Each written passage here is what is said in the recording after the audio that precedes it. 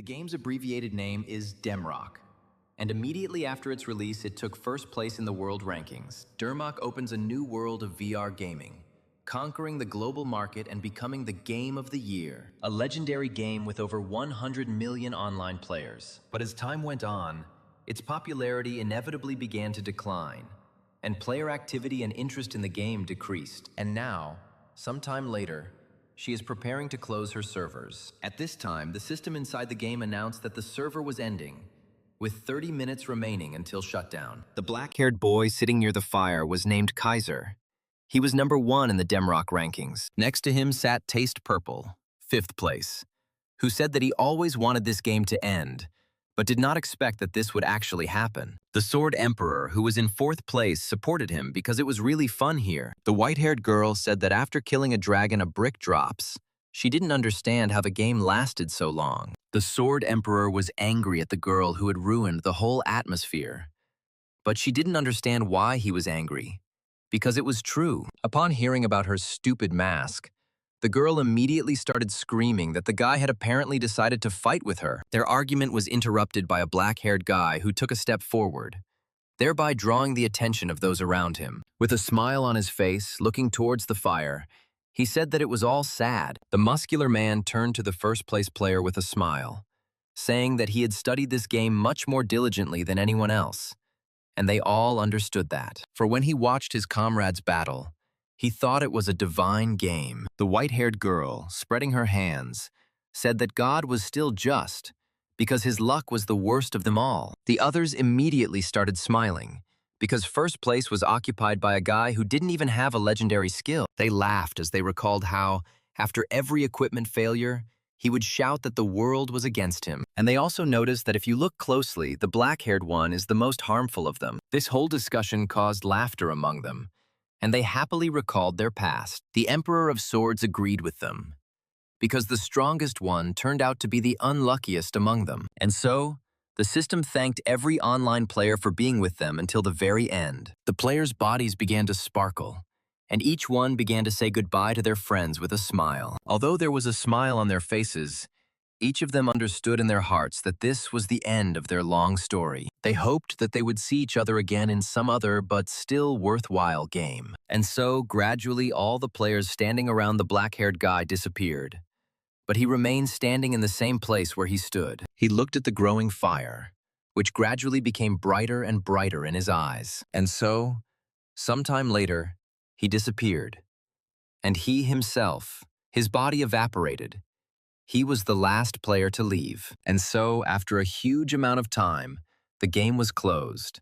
The main character removed the VR glasses from his face. 2 whole years have passed since then, and a lot has changed during this time. A green bus was speeding through the city center at quite a high speed. There were some guys sitting inside, 2 of them glued to their phones, discussing the incredible control. They were watching a video, discussing how one of the players had single-handedly taken down a demon lord. The duo knew that among the rankers, the liquidator from the Executioners Guild was the best and strongest. They declared with admiration that the guild was cool, but they liked the Empress more, because she always acted alone. One of the guys also stated that there was probably no player who could surpass her, but the other one didn't agree with that. The second boy said that the one who was the strongest at the time was Demrock, the number 1 ranked Kaiser. However, they said with great sadness that he disappeared immediately after the servers were closed, and no one knew where he was now. It's been 2 years since Demrock closed, and now the most popular game is Demrock's sequel, Year of Savior. Or they simply call it Godos, a world with even more players, new races and new professions that were not in the old version of the game. The game became famous for the fact that players had absolute freedom of action within it. Next to them sat a black-haired guy in a military uniform, who, with a smile on his face, thought about how they should wait, because he had returned. It was that same top 1 player, Kaiser, who was demobilized with the rank of sergeant. The guy's name was Kang Do-hyun. The boy couldn't wait to get home, because there was a gift waiting for him at home. Having run home, and as soon as he opened the doors, he immediately shouted where the capsule was. His sister joyfully greeted her brother who had returned, but he didn't listen to anyone, rushing to his room. His mother couldn't believe that he had just returned from the army and was already thinking about the capsule. Running into the room, he thought about how, when he was little, all he did was call for his mother. But suddenly, he threw away absolutely all thoughts. His eyes filled with admiration, and his face gradually began to redden. Looking ahead, he couldn't believe that this was what he had only seen on the news. It was a real VR capsule. Running up to her and starting to hug her, he couldn't believe that after a year and a half of service in the army, he was finally able to save up for her. He immediately began to feel her up with an obscene expression, trying to penetrate every curve. And so, literally a few seconds later, he opened it. The black-haired boy could not resist. Sitting in it, he said that although it was used, the upholstery was still very soft. Grabbing the helmet, he immediately began to put it on, anticipating his first entry into the new game. And as soon as he put it on, it immediately activated. The space around him began to fill with blue color. It seemed like his body was being transported somewhere. The system announced that the iris scan had been completed, began checking the ID card, and then synchronization. Just a few seconds later, the game said, "Welcome to Adventurer's Paradise." To begin with, she asked the guy to create his own character, moving him into a huge room with a mirror. Looking towards the mirror, Can wondered if this was his character. As he began to stroke his head, he thought that he looked too much like a soldier, so he immediately started going through hairstyles. But he quickly got bored with it, so he decided to choose at random. And so, after completing the creation of the appearance, the system asked to come up with a nickname, where the black-haired man immediately thought about it. However, these thoughts were quickly thrown back, and with a smile, he said that his name was Kaiser. At that very second, the world around the guy began to fill with blue again, and the system announced that the character had been successfully created. After congratulating the protagonist on this, she moved him to the training area, explaining that this was the site of the former horrific battle for Castle Aaron. Looking around, Kaiser couldn't believe that this was what a fully immersive game looked like. The system immediately began pouring out different weapon options, asking the guy to choose. Having carefully examined each of the proposed options, he realized that they did not offer anything special. So he decided to take what he was used to. And with these thoughts, he pulled his hand forward. And then, with a terrifyingly satisfied smile, he pulled a sharp, shiny sword out of the system window. He remembered how he used the sword in Demrock. While he was examining his blade, he heard a voice that caught his attention. Looking back, he saw a man running straight towards him at quite a high speed. It was Charlie, the captain of the Knights, a fair-haired man shouting at the protagonist to ask him what he was doing there. But without waiting for an answer, he grabbed his hand, shouting for him to run after him immediately. Charlie shouted as he explained that other mercenaries had already joined the fight, at which point the system notified Kaiser that he had joined a group with Charlie. Our heroes ran quite fast, without stopping at all. Everything around was on fire.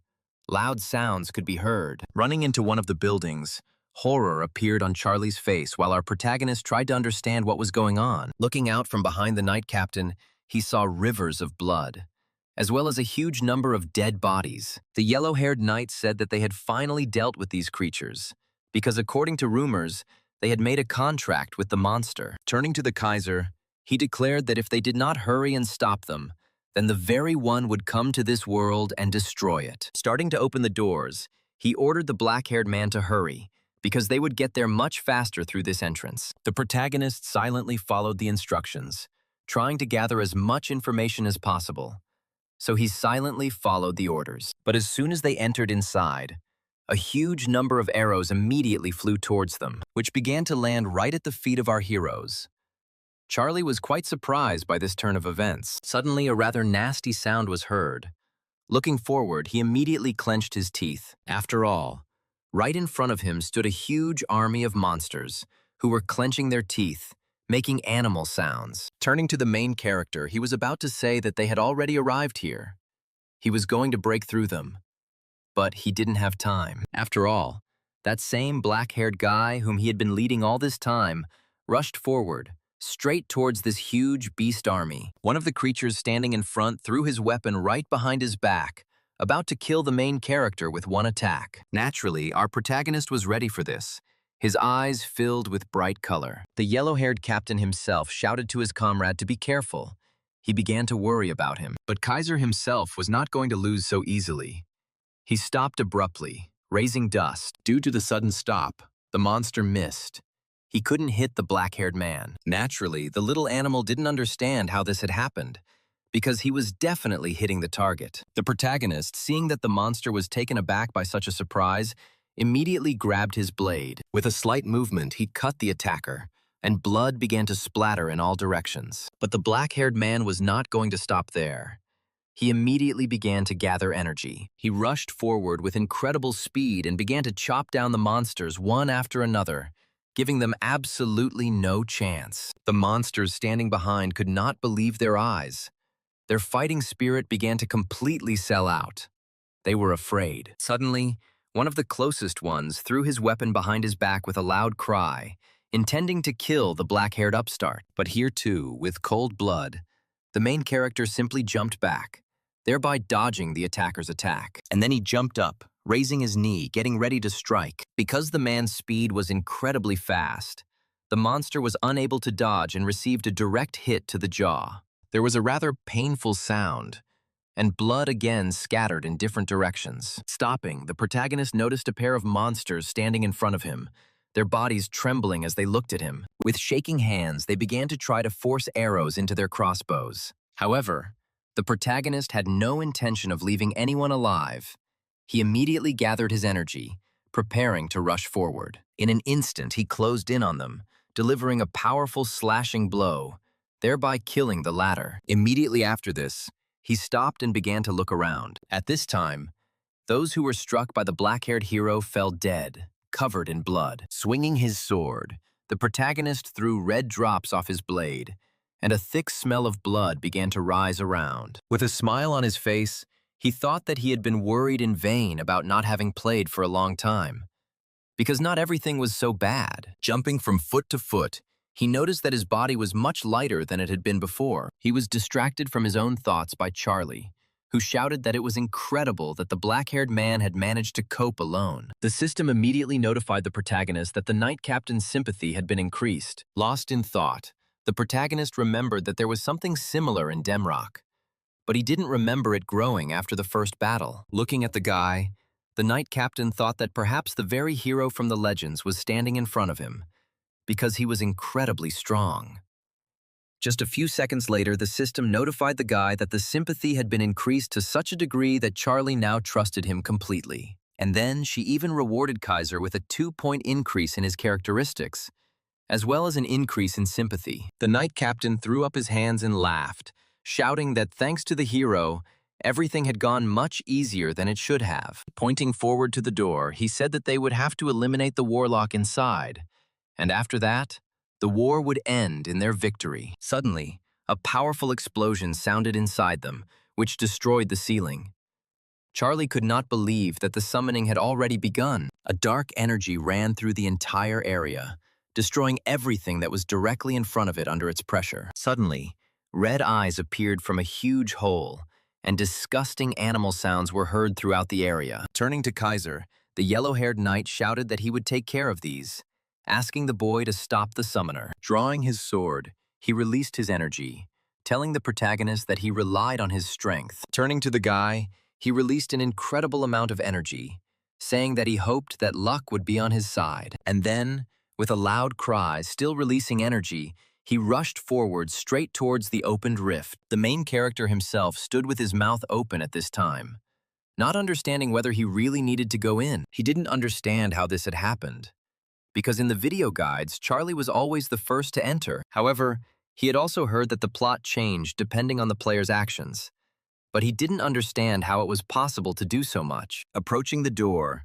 the same dark energy that caused the floor to crack passed right under the protagonist's feet. But the black-haired Kaiser himself did not pay attention to this, only proudly raising his head, looking at the huge wooden door. The system immediately explained that only one person could enter, and in the event of death, the seal would be destroyed and all negative effects would be removed from the boss. Upon hearing these notifications, the protagonist immediately realized that this was a hidden element. A hidden element is a mechanic intentionally hidden in the game that is activated under certain conditions and can result in a special reward. The system asked the guy if he really wanted to enter, but Kaiser wasn't about to throw away such a chance, as there was no reason to miss out on such a rarity. So he proudly gave a positive answer. The door immediately began to open, and Kaiser's face became serious. But as soon as he entered, he heard screams that someone had to listen. And then he saw blood splattering in all directions. Raising his head, he saw huge teeth that were covered in scarlet blood. The boy's face completely changed at that moment, because he saw in front of him the very thing that was not a real monster. After all, it was impossible to examine even this entire huge scaly body in one glance. Just a moment later, a scarlet system notification appeared. It was the captured iron-blooded demon dragon, having the title of legendary named boss.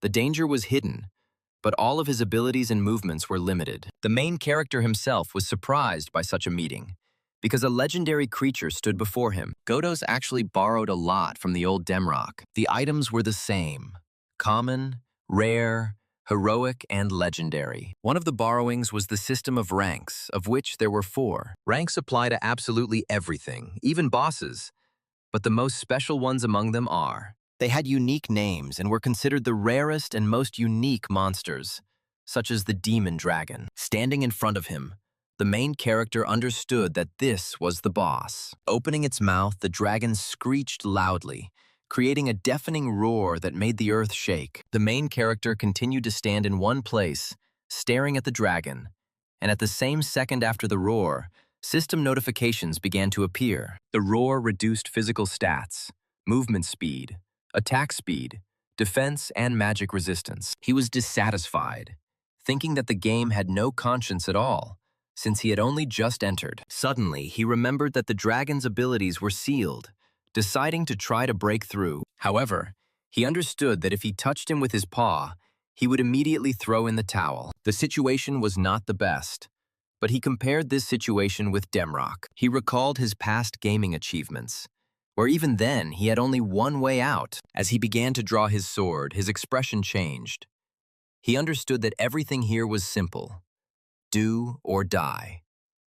Suddenly, he glanced to the side where the aura had completely changed. At that very moment, the dragon struck, which our main character managed to dodge. Leaping to the side, he landed on his feet, a terrifying aura raging around him. Rushing towards the dragon's paw, he delivered a powerful blow, trying to make a cut where he hit the target precisely. At that very moment, the dragon began to squeal in pain. The cry echoed throughout the room, its roar raising a gust of wind, which in turn almost knocked our black-haired guy off his feet. Glancing back, the boy's face changed.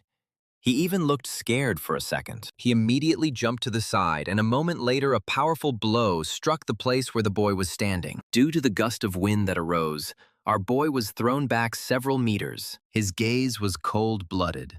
He continued to peer towards the dragon, studying every part of his body. Looking towards the monster, he couldn't shake the thought that he had only dealt 120 damage in 2 attacks. As he exhaled, he thought that the community hadn't lied.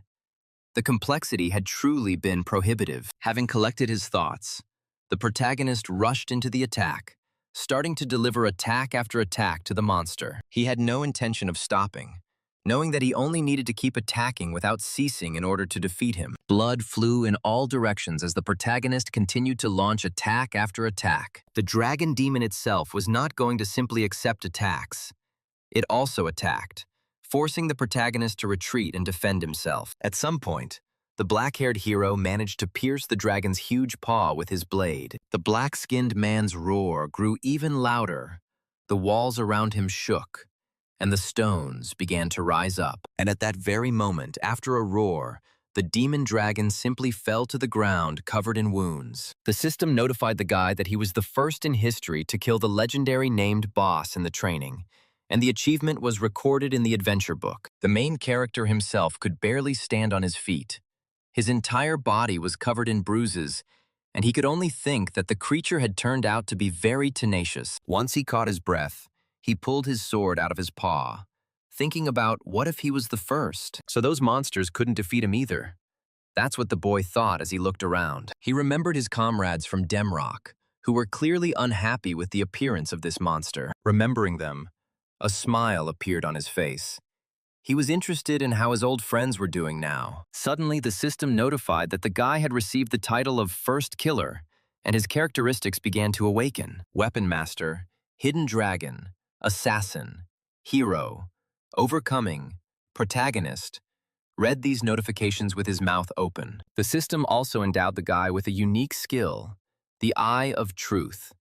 And the guy himself was surprised by such a huge number of skills. He didn't understand how one could acquire such a huge number of skills in training, since usually they only taught one. Characteristics, also known as skills, are one of the special systems in Godos. They come in a variety of forms, from search-based ones that act as a guide, to combat-based ones like the Sword Master. Depending on the player's achievements, he is assigned characteristics of a higher rank.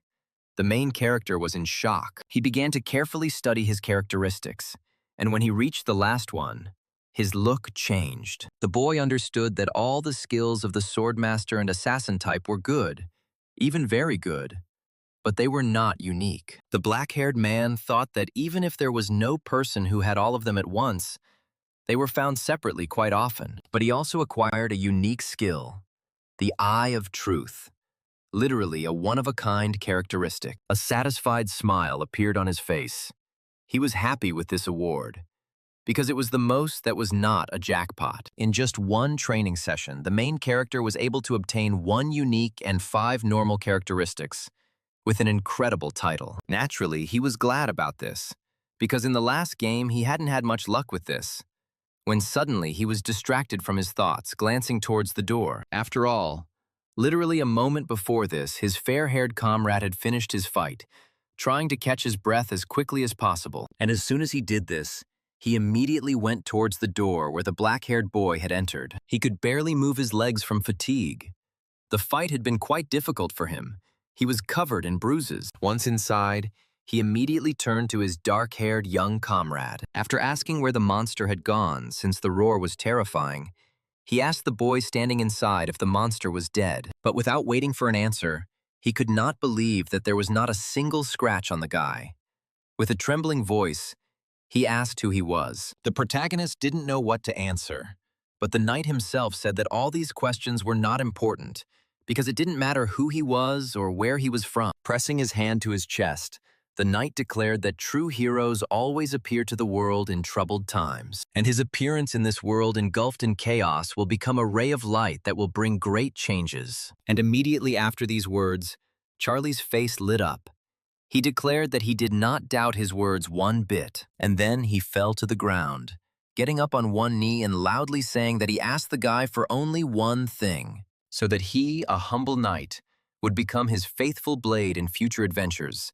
System notifications immediately popped up in front of the guy. Kaiser, studying them, could not believe that if he agreed, the NPC would cease to be a knight and become his subordinate, and all the privileges of a knight would pass to him. Suddenly, the system added that he had been dead for a long time, so he would not be able to receive his privileges, even if he became his master. And then the main character remembered that training is a recreation of past events, realizing that this is just a formality. So he gave positive words. The man's face immediately lit up, and the system informed the protagonist that in Captain Charlie's memory, he would forever remain a master. The system also said that the man would find peace. This notification quite stressed Kaiser out, and then everything around him started to glow.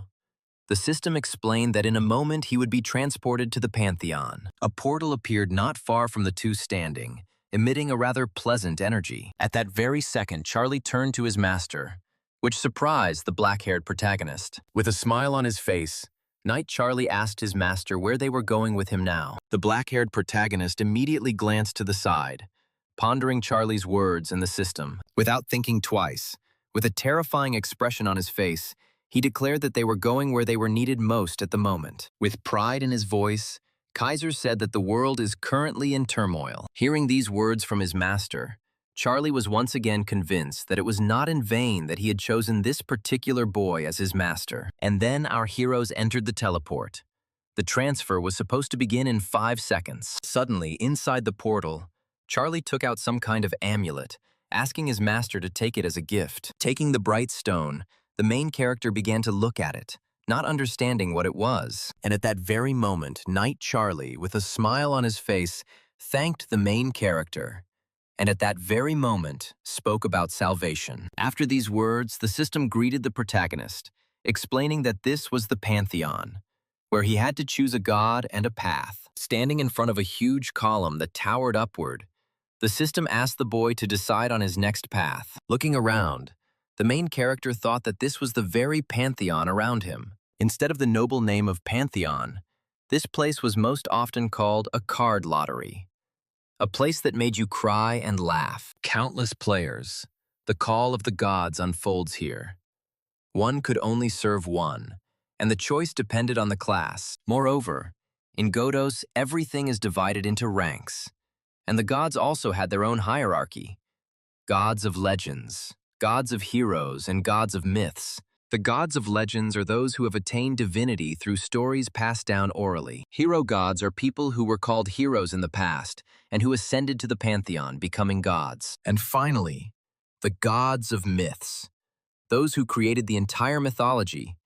These include Zeus, or one of the Scandinavian mythologies. Of course, the further down the list, the higher the rank.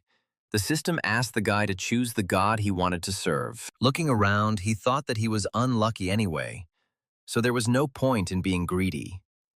When suddenly his gaze changed, he noticed one of the cards, which was glowing much brighter than the others. Looking at it, he did not understand what was going on. At that very second, the Eye of Truth was automatically activated, and the boy completely forgot that he could see through what was hidden. Finally realizing how incredible this ability is, approaching the card, he thought that if this was true, then from now on, he would be able to choose the card he needed in any lottery. He immediately began to remember his past, where former top players called him pathetic because of his bad luck, trying to support him by saying that one day luck would be on his side too. He just had to wait. Naturally, at that moment, he thought that this would not happen. Constantly joking it off, he felt too bitter at that moment in his soul. However, now, with this power, he will be able to climb to the top of the ranks again. He could barely restrain himself from screaming with joy. But he didn't hide his smile. It was all the way from his ears. Placing his hand on that very golden card, he thought that he would naturally choose it. As soon as he grabbed it in his hand, its color became even brighter. The entire map was covered in a bright yellow light. The system immediately notified that the guy had drawn the god of myths, the one-armed sword god Tyr, asking the guy if he agreed. Immediately, a smile appeared on the black-haired man's face again. He was pleased with this. At that very moment, the system said that the apostle's vessel was not formed. He could not become the apostle of Tyre. The main character was at a loss to understand what had happened. Even God himself was puzzled by the unexpected situation. The boy thought to himself that he had never even heard of such an outcome of events anywhere. Suddenly, he repeated the word vessel in his head several times, remembering that players usually lose to the dragon demon, after which the goddess appeared and granted each of them a revelation. However, he killed him, and the goddess never appeared, meaning that it was all because he didn't receive the revelation. He immediately called up the system characteristics window and began to study them carefully. And then I realized that in the class column where apostle should have been listed, there was nothing. The black-haired protagonist didn't understand what to do, because everything had turned out really badly. After looking at the cards, he realized that in this case they were useless, because any of the cards would tell him that there was no vessel. Falling to his knees, he felt bitterness in his mouth, because he had waited for this moment for so long, and in the end, nothing came of it. He clutched his head, thinking that if he deleted the character and created a new one, he would have to wait a whole 60 days. Suddenly, he opened his eyes. Looking to the side in confusion, he noticed that right under his feet there was a red card that was emitting a rather eerie aura. Coming closer, he bent down, grabbing it. He had never heard or read anywhere about the red rank of the card before. The system immediately notified him that he had chosen a hidden card. He had chosen Cassiar, the forgotten last adventurer. And then our main character realized that this was a hidden continent. His facial expression immediately changed. At that very second, our hero's body was covered in a red aura, and the system notified him that he had received a class, the Last Adventurer. The class allowed one to use skills without being limited by class boundaries. a power capable of opposing even the gods. The boy immediately thought that with this he could choose only the most useful skills and create the perfect skill tree. In any case, thanks to the Eye of Truth, he is guaranteed to be able to obtain the necessary skills. And if you add to this the Master of Weapons, this will be an absolute player, with absolutely no weak points. This is exactly what the main character was thinking right now with a terrifying face. The system spoke. Since the class change was complete, it began the transfer to Avatar Tell. At the moment of movement, a sinister smile appeared on the protagonist's face. He was thinking about only one thing. The black-haired man thought that thanks to this, he would be able to try to climb to the top again. And so the singing of birds was heard all around. The weather was clear, and the rays of the sun covered the entire area. The main character moved to Avatar Tell, Arda, the city of the beginning, as the players called it. The players discussed the calls among themselves, supporting each other. Some of them could barely hold back tears, while others explained that there were many things to do in the city besides the fighting. Among this huge crowd stood two men in suits. They were scouts. Officially, they are the ones who recruit new members to the guild. But in reality, players treat them like annoying street barkers. One of these scouts scratched his head and said that he should find at least one player this month, because otherwise the management would be unhappy. Suddenly, a dark-haired man standing nearby asked his partner to pay attention to one of the guys. Looking at our main character, they thought that he was a walking disaster, because he was completely lost. They decided to go around him, trying not to look in his direction so that he wouldn't follow them. The main character himself studied the notification window. He was awarded a heroic item. Its properties were incredible. He felt like he was wrapped in the sweetest honey, because there was no limit to this luck. The next window immediately popped up. The system gave the main character a quest. He needed to clear out the goblins. This notification window appeared in front of everyone standing in this crowd. Everyone was shocked, because even those who were still in line were given it. A man appeared in front of the crowd and shouted that he relied on them all to exterminate the goblins as quickly as possible. Immediately, everyone began to gather people into their team. No one wanted to go on a cleanup mission alone. Observing this, the main character realized that everyone was gathering in groups. He was immediately distracted from his thoughts by a group of guys. One of them explained that they were going to level up to level 12, offering our hero to go with them, at the same time receiving a group bonus. Deep in thought, Kaiser began to consider their proposal, coming to the conclusion that these guys were right. After all, hunting is much easier in a group. And if you take into account the bonus experience, then team play was simply necessary. So he immediately answered the guys that he was in, and a group window immediately appeared in front of him. The leader considered the main character to be a Kaiser fan. The girl in the group didn't understand who he was talking about, so the archer explained to her that it was the player who held first place in Demrock. The protagonist himself did not participate in these discussions, deciding to abstain and not reveal his identity. Suddenly, after discussing the former top player for a bit, the group shouted in one voice that it was time to go. After watching the group's actions, Kaiser repeated them, raising his hands up. And so, for some time, our heroes were already in battle.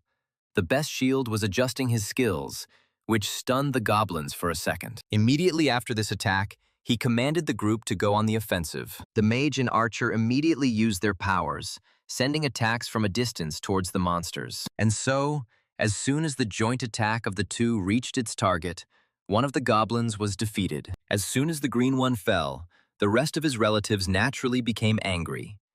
They were not happy with such a picture. Therefore, they immediately rushed into the attack, intending to avenge their brother. A pair of green-skinned men pounced on the tank, forcing it to go on the defensive. The comrades standing behind became afraid for their commander and cried out in alarm in one voice. The leader of the group himself ordered an immediate attack to kill the attacker. However, they asked him to wait a little, since he had a cooldown on using attacks. And so, the third one, standing behind, jumped high into the sky, preparing to deliver a clear blow to the shield's back. Seeing the attack from the air, he understood that if he let go of the shield, he would have to fight 3 at once.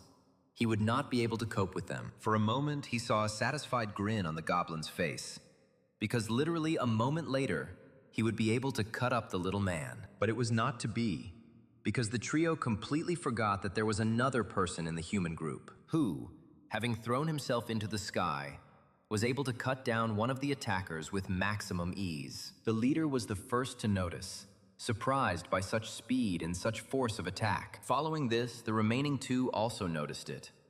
They could barely make it out, but they couldn't believe their eyes. They found it hard to believe that the newcomer could move like that. The main character himself was not going to stop there, because he still had two goals ahead of him. He rushed into place in an instant, rushing towards the green monsters, and he also caught up with them in an instant, not giving them a chance to defend themselves. With a light movement of his sword, he cut them down, and the system notified them of the murder. The duo standing behind could not be more pleased with the outcome of the situation. At that very moment, amid the joyful cries of his comrades, the Kaiser hid his blade. The leader ran up and happily told the black-haired man that it was a great job, telling the guy that he was too good at fighting. With a happy face, he was about to say that if everything continued like this, they would easily cope. But he didn't have time. He immediately shouted to his black-haired comrade to look back, and immediately the faces of our heroes changed. After all, a huge crowd of goblins emerged from the forest, making disgusting sounds. Their faces were terrible. They giggled among themselves, realizing that the crowd would be able to crush the newcomers. The commander turned around and was about to give the order to retreat. But he didn't have time, because the black-haired man rushed into battle. Ignoring the cries of his comrades, Kaiser ran straight towards the crowd of monsters, intending to engage them in battle. The goblins, seeing just one person approaching them, could not contain their laughter. At the very last moment, the protagonist jumped up, throwing his blade behind his back. He released a terrifying aura, intending to kill every single one of those standing in this crowd. There was silence, and it seemed that the area was so quiet that the rustling of leaves could be heard. But just a moment later, there was a loud explosion, and a thick column of dust rose into the sky. The main character recalled the past, where his friend said that he was a bully. The main character himself did not understand what his muscular comrade meant. The jock explained that he was low on health. And then suddenly, someone like a boss appeared, and Kaiser immediately rushed at him. He thought that this was the very thing that was not recklessness. But the top one player himself did not understand, because he was the one who finished him off in the end. But the muscular comrade insisted on his own, because it was dangerous. And then, looking at this crowd, the main character asked himself if this was really recklessness. However, he reduced it to the fact that he was simply defending himself. He had no need to fight, exposing himself to unnecessary risk. And at that very moment, with these thoughts, he rushed into battle. When his comrades called him, the black-haired boy didn't think about it at all. All he thought about was that he never fought recklessly. The Kaiser always thought through his actions several moves ahead, assessing the chances of victory. And at that very moment, he was extremely confident of his victory. And that very calm before the explosion seemed so to everyone, because screams could be heard. However, the explosion was so loud that it seemed as if there had been deathly silence before. Blow after blow, the protagonist cut down one goblin after another. Kaiser glanced back and noticed that there was one last poison goblin behind him. He immediately leaned on his other leg, preparing to rush towards him. With incredible speed, he began to approach the goblins. Based on experience from previous battles, he understood that in a fight against a crowd, it was better to eliminate the shooters first. So he targeted them first, cutting them down one by one. Blood sprayed in all directions, and a thick smell of blood gradually began to rise into the air. The overcoming characteristic was activated. The protagonist's eyes turned yellow. He noticed the approaching attack, so he was able to repel it without any heaviness. Naturally, the goblin sniper did not expect this. His face showed surprise, but it didn't last long, because just a second later, the black-haired boy cut it down. Due to the incredible speed, the boy couldn't even stop right away, sliding for several meters. Another monster pounced on the boy, who was looking around, intending to take advantage of the man's respite. However, even here the attack did not reach its target. With a slight movement of his hand, the black-haired man was able to repel the attack. And then, raising his sword, he began to gather strength to deliver another powerful blow. The goblin could do nothing against the man, so he lost his life. At that very moment, the system notified that all restrictions had been lifted.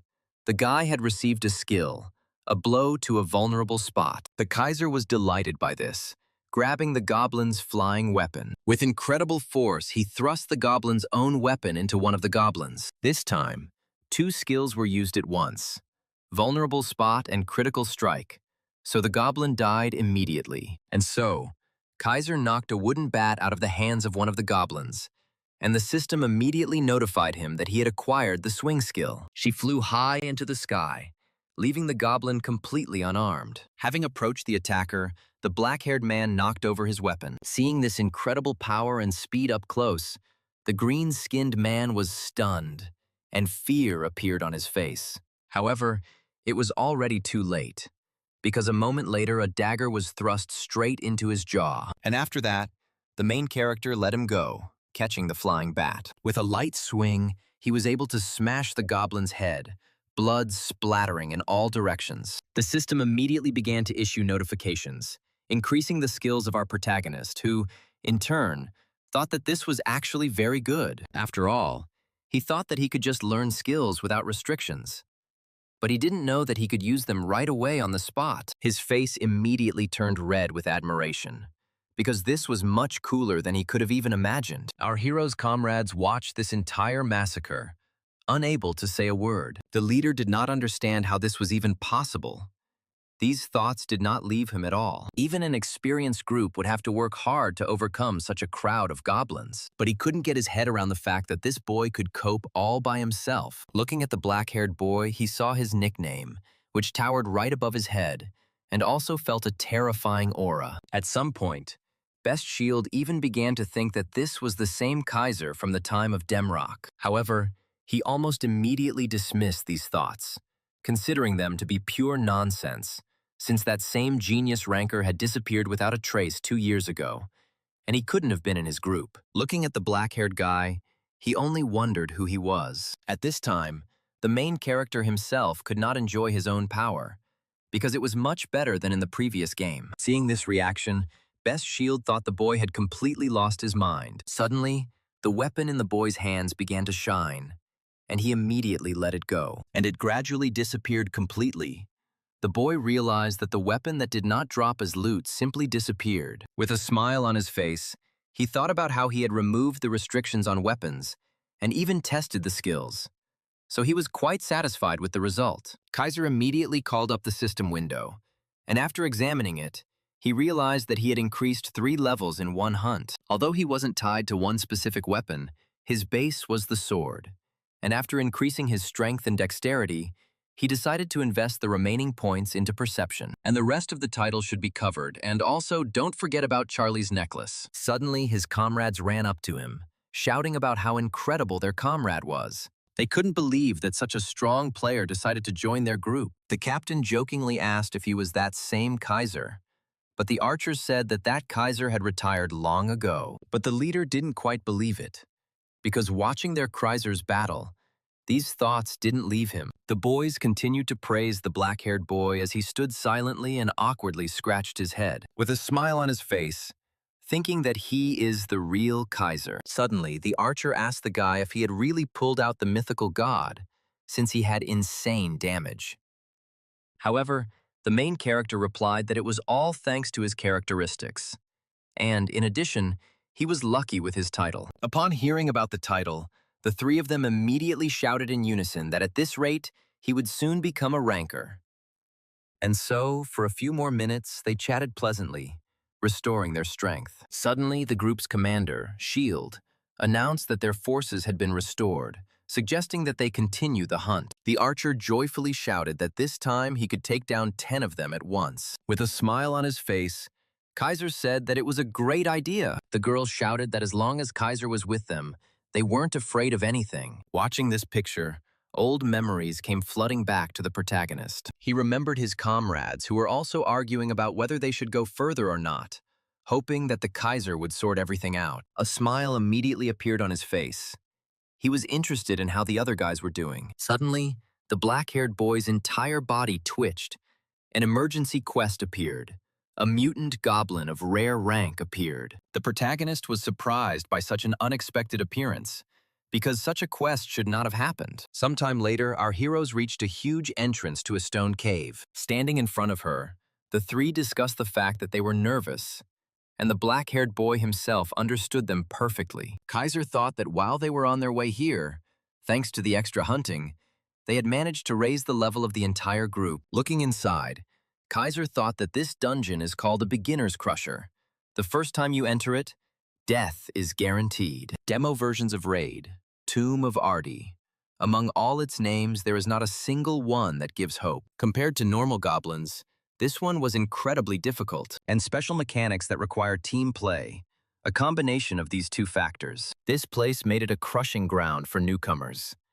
And it was here that our heroes went. When they went inside, they heard those leaving discussing how it was completely impossible to complete this, asking to do it solo. A girl from our main character's group, having heard these discussions, said that they would have a very difficult time. However, the commander was going to pass, because if they turned around now, then there would be nothing for them to do in the next raids. Hearing these words from the tank of their group, Kaiser thought that the boy had noticed everything correctly. After all, they even hire people with experience more readily than newbies.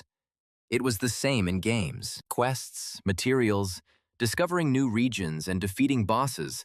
It was all described in the adventure book. Everything a player does in Godos is recorded in a special book called the Adventure Book, Kaiser suggested. What's possible is that once you've beaten dozens of bosses, it won't be as important. But right now, to get into a group for the boss in the next city, I'll have to grit my teeth and get through it. Especially since the boss of the next city, unlike the boss of Ard, was mandatory. It was with these thoughts that the black-haired boy led the group forward. And so, literally a few minutes later, they came up against huge doors, and a notification immediately popped up. It was the lair of a goblin warrior. Turning to the group with a smile on his face, Kaiser said that it was time for them to go inside. They, in turn, exhaled heavily, trying to prepare themselves for a tough fight. They reread the tactics more than 10 times for victory, and then, literally a second later, there was real silence between them. Suddenly, they turned their attention to some sounds, but did not attach any importance to it. The leader of the group moved towards the door first, placing his hand on the stone door. With a heavy head, he said that it was time for them to go.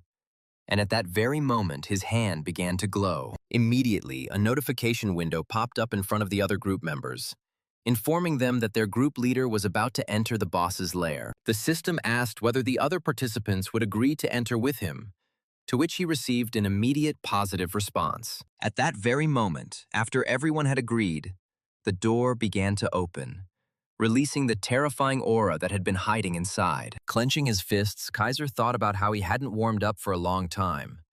There was a smile on his face, and then, literally a few moments later, the door was completely open. The group immediately rushed forward, but their steps were slow. From this moment, they were on guard, but as soon as they took a few steps from the door, torches began to light, and in the distance of the room, a creature appeared holding a sword. It was the same mutant goblin warrior with 20,000 health points. Naturally, the boss immediately noticed the people who had entered, and a terrifying smile appeared on his face. Without waiting for the first attack, he roared loudly, his roar echoing throughout the room. The pointed boulders hanging from above seemed about to fall straight down. The group was immediately scared because it was the first time they met an elite boss. Some of them couldn't even believe that it was just a game. But their conversation was interrupted by the Kaiser, who loudly shouted that he was advancing. And as soon as the trio looked towards the boss, they saw the goblin already approaching them. The shield, looking at Kaiser, thought that no matter how cool he was, the boy couldn't cover the three of them forever, so they had to give it their all. At the very least, he was trying to ease Kaiser's burden by making sure he could defend himself against the boss. The leader was about to give it his all right now. Seeing the strange behavior from the boss, the leader shouted at the group to scatter. At that moment, the entire trio standing behind jumped back in different directions, and only the tank remained standing, holding up a shield in front of itself. He thought to himself that it was time for the first phase, the breakthrough.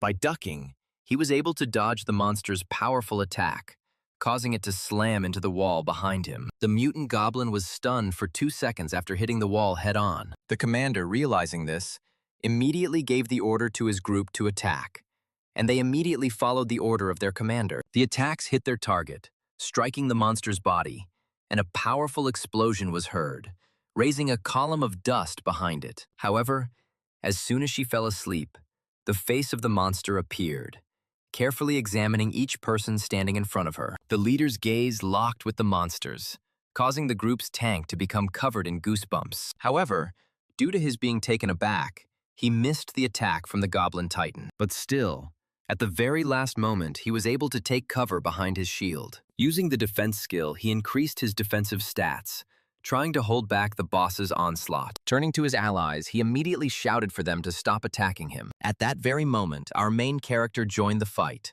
delivering several blows to the boss with incredible speed. Because of the pain, the goblin began to scream in pain. At that very second, the next attacks were rushing towards him. Another explosion rang out, raising a thick column of dust which left the boss stunned. Watching this, Shield was happy, because everything was going according to his plan. And if everything continued like this, they would be able to pass the first phase. The archer immediately shouted to the commander that the phase change was about to happen. But the shield did not understand these words. Thinking about the fact that the phase change occurs when health drops to 10,000, suddenly he noticed that the boss's behavior had changed again. His body was covered in a terrifying aura, and he had thrown down his sword, preparing to attack. Seeing his comrade in trouble, Kaiser jumped off the ground and rushed towards the goblin. Having struck a precise blow to his hand in which he held the sword, thereby protecting the commander, blood began to fly in all directions. Kaiser's attack seemed to cut through the air. His power was truly incredible. This time, the boss's screams were painful. He felt pain. The leader himself looked at the bleeding boss with a surprised look, and then he turned his gaze to his black-haired comrade, who cold-bloodedly defended him. The main character himself was smiling at this time, because this time the phase was completed. The girl asked the black-haired guy if he could tell her the secret of his success, since his group was the first to defeat the boss, to which the dark-haired boy, sitting opposite the fair-haired girl, replied that it was all because everyone was good at their own thing. But the girl continued, saying that the usual standard composition of a group is a tank, damage dealer, healer, and support. There should be 4 of them. However, Kaiser's party didn't have a tank, and she couldn't understand how they managed to go on raids at all. Lost in thought, the main character didn't even know how to immediately answer this question. Having said that, the tank must fight the boss one-on-one, identify all of his phases and attack patterns, and also take all the damage on himself. This was an irreplaceable person. So this person was himself. The fair-haired girl was surprised by such an answer, but the main character's face was confident.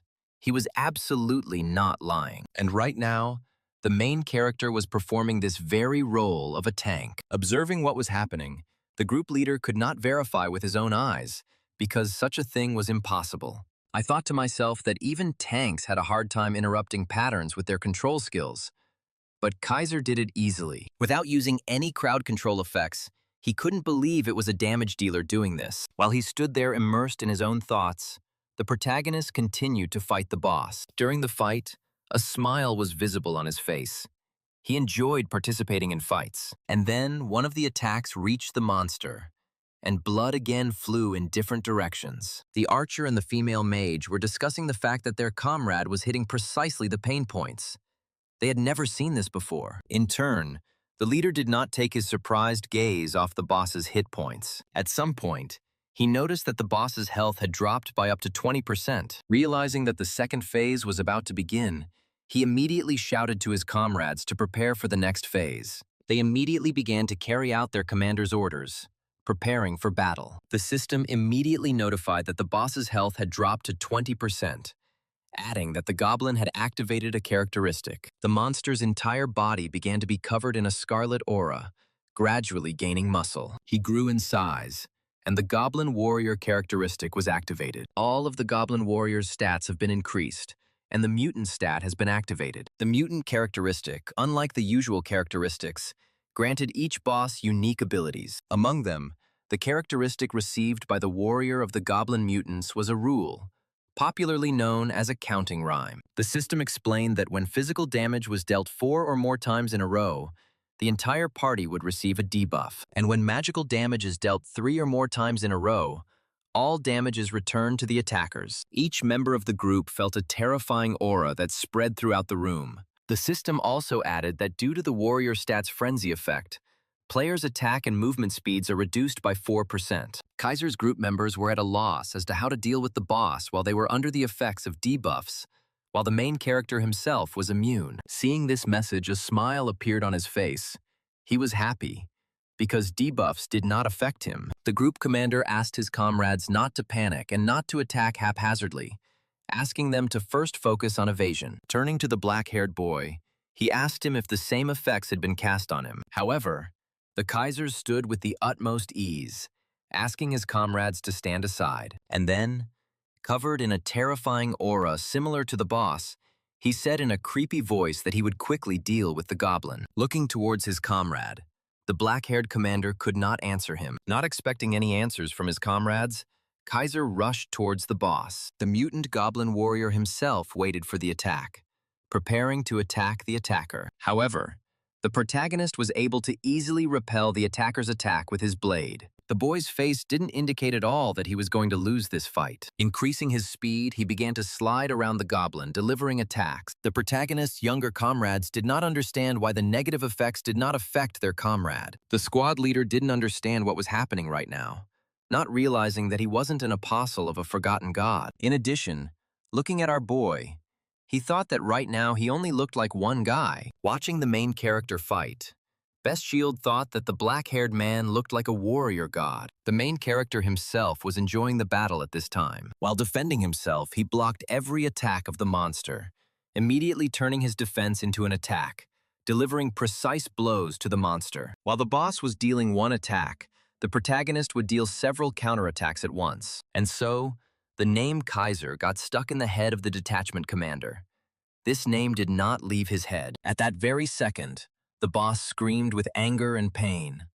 The goblin could not believe that he was losing to one person. But Kaiser had no intention of turning the fight into a team effort, intending to deal with the boss alone. Time after time he attacked, blood flying in all directions. At some point, it seemed that it covered the entire area.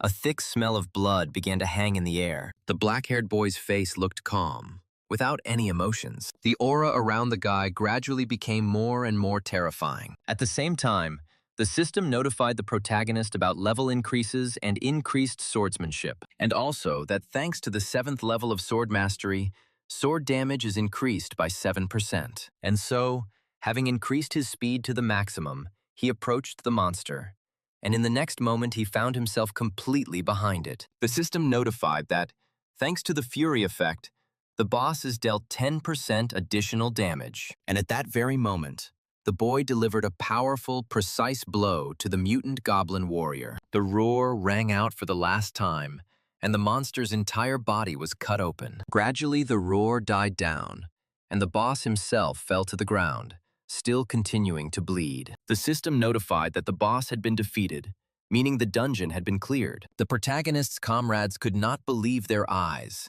because a real miracle had just happened before their eyes. The leader spoke in a trembling voice so that they would listen to him about the Kaiser. He suggested in a surprised voice that this was the very same real Kaiser from Demrock. In turn, his comrades could not believe this and asked about it again in surprise. However, they did not wait for an answer to this question, looking with their mouths open in surprise towards the black-haired boy. At that very moment, the main character himself was standing on the back of the defeated boss, looking towards his comrades. The system notified that the Best Shield group took first place in clearing the boss. Kaiser himself took first place in completing this quest, and according to the level of merit, they were entitled to a reward. The main character received red leather armor, shoulder pads, a two-handed sword, and the Prince Throne of speedrunning. Also, all of the main character's characteristics were increased by 5 points. Listening to all these awards, the more of them there were, the bigger and bigger the smile on the black-haired boy's face became. Releasing a terrifying aura and with an equally terrifying face, he said that goblins are best chopped into cabbage. And so, approaching his comrades, Kaiser saw that they were studying the notice without interrupting them. They were happy because they had received heroic ranks, and each member of the group received the rarest rewards. The duo shouted loudly, thanking Kaiser, because if it weren't for him, They couldn't even dream of such rewards. The boy himself, with a smile on his face, replied that it was all thanks to them. Suddenly, a rather rough voice from the squad commander tore them away from their pleasant conversation. Approaching the guy, he lowered his head, asking if he wanted to look at the name listed in the ranking. He apologized because his name was in the ranking, saying that he should have changed the name at the very beginning, and he was very sorry about it. The boy himself thought that even getting to the first place in the ranking was a great privilege. After all, thanks to this achievement, they might even be invited to join one of the 10 great guilds. Even though it was just a dungeon in the starting town, they still wrote their names into the ranking history. On top of all this, these guys even outdid the liquidator himself. The commander distracted the guy from these thoughts again, continuing to apologize for the inconvenience, intending to compensate for it. Hearing all these words, a smile appeared on the black-haired boy's face. Still with the same smile and sweet voice, he told the black-haired man that everything was okay. After all, he understood everything perfectly well, since the name of the group leader is automatically included in the ranking anyway. He added that he didn't expect them to take first place, thinking to himself that it didn't matter what name was in the ranking. After all, public attention will only bring problems, and the most important thing at the moment is awards. For this fight, he was able to receive a warrior set. These were the best items that could be obtained at this stage of development. And since he received such things, he had no reason to complain. He giggled with a terrifying expression, holding his head, which frightened his comrades, who asked if everything was really okay. Suddenly, the boy was distracted from his own thoughts, changing to his usual face, loudly, declaring that everything was fine, asking them not to apologize to him. They began to thank the boy again, saying that they would now be devoted to him until death. Thinking to themselves that Kaiser was on a different level, the system immediately activated the portal, announcing that the session would end in a few seconds. Shield approached Ugin, saying that when he read about the laudatory posts about Kaiser, he thought that they were all greatly exaggerated. But now he understood who the real Kaiser was, what real strength was. Stopping just before the portal, Kaiser turned to his comrades, asking if they weren't coming back. They immediately rushed towards the blue portal, because they did not intend to stay here. And so, the entire SHIELD group entered the portal, leaving this session. Sometime later, our protagonist found himself in the slums of Arda. The rest of the trio appeared around him, surprised that it was completely different here during the day. The main character himself, looking around, noticed something. His gaze was caught by one detail. He looked carefully towards the man in the black cloak sitting at the bar. It was Kalde. He was an alchemist, who asked the group in a rough voice who they were. Ujin and the girl noticed that he was an unpleasant guy, but the commander asked them not to judge people by their appearance. Coming closer, Kaiser tried to speak, but he was interrupted by the other man, who said that he hoped that they had not come to surrender, and then adding that he needed a lot of blood for his research. At that very moment, the protagonist placed the flask of blood on the table, surprising the alchemist. After all, he recognized the blood of a mutant goblin. He couldn't believe that they were able to bring it. After all, only about 40 minutes had passed. Having struck their most suggestive poses, the group said that everything was exactly as the alchemist thought. The man's face immediately turned red, and he said that it was incredible that they were able to defeat this mutant so quickly. The entire group's level increased. They passed the 0 test, which did not record ratings, and now the heroes could go to the main continent. Everyone was happy because now they could go to the main continent. At that very moment, the protagonist received a special reward, deciding that he would deal with it a little later. Now he was interested in something else, because this is what he was waiting for most of all after the Pantheon. The call. Immediately, a low-ranking summoning ticket appeared in front of the main character. As soon as he pressed it, bright rays began to fly out of it in different directions. Several cards hung in the sky. Looking at them, the boy thought that compared to the Pantheon, it didn't look impressive. Without thinking twice, the black-haired Kaiser immediately activated the Eye of Truth, his eyes filling with bright energy. Thinking that these are low-ranking tickets, there will be nothing special among them. And so, he received the skill of Roars and Swing. The rank is normal. He thought that it was a good skill. After all, he had used it often back in Demrock. But that wasn't the most important thing now. A ticket that could drop anything from a common to a legendary item. But once it was used, The system announced a limit, and then she added that a forced exit would now occur. The boy was surprised by such notification windows. Session time limit. A system designed to keep players immersed in the incredibly realistic world of Godos. Having not forgotten about reality and not died of exhaustion, the protagonist could not believe that 10 whole hours had already passed. The system counted down 5 seconds, but the cards did not change their color. The black-haired boy's face was covered in sweat.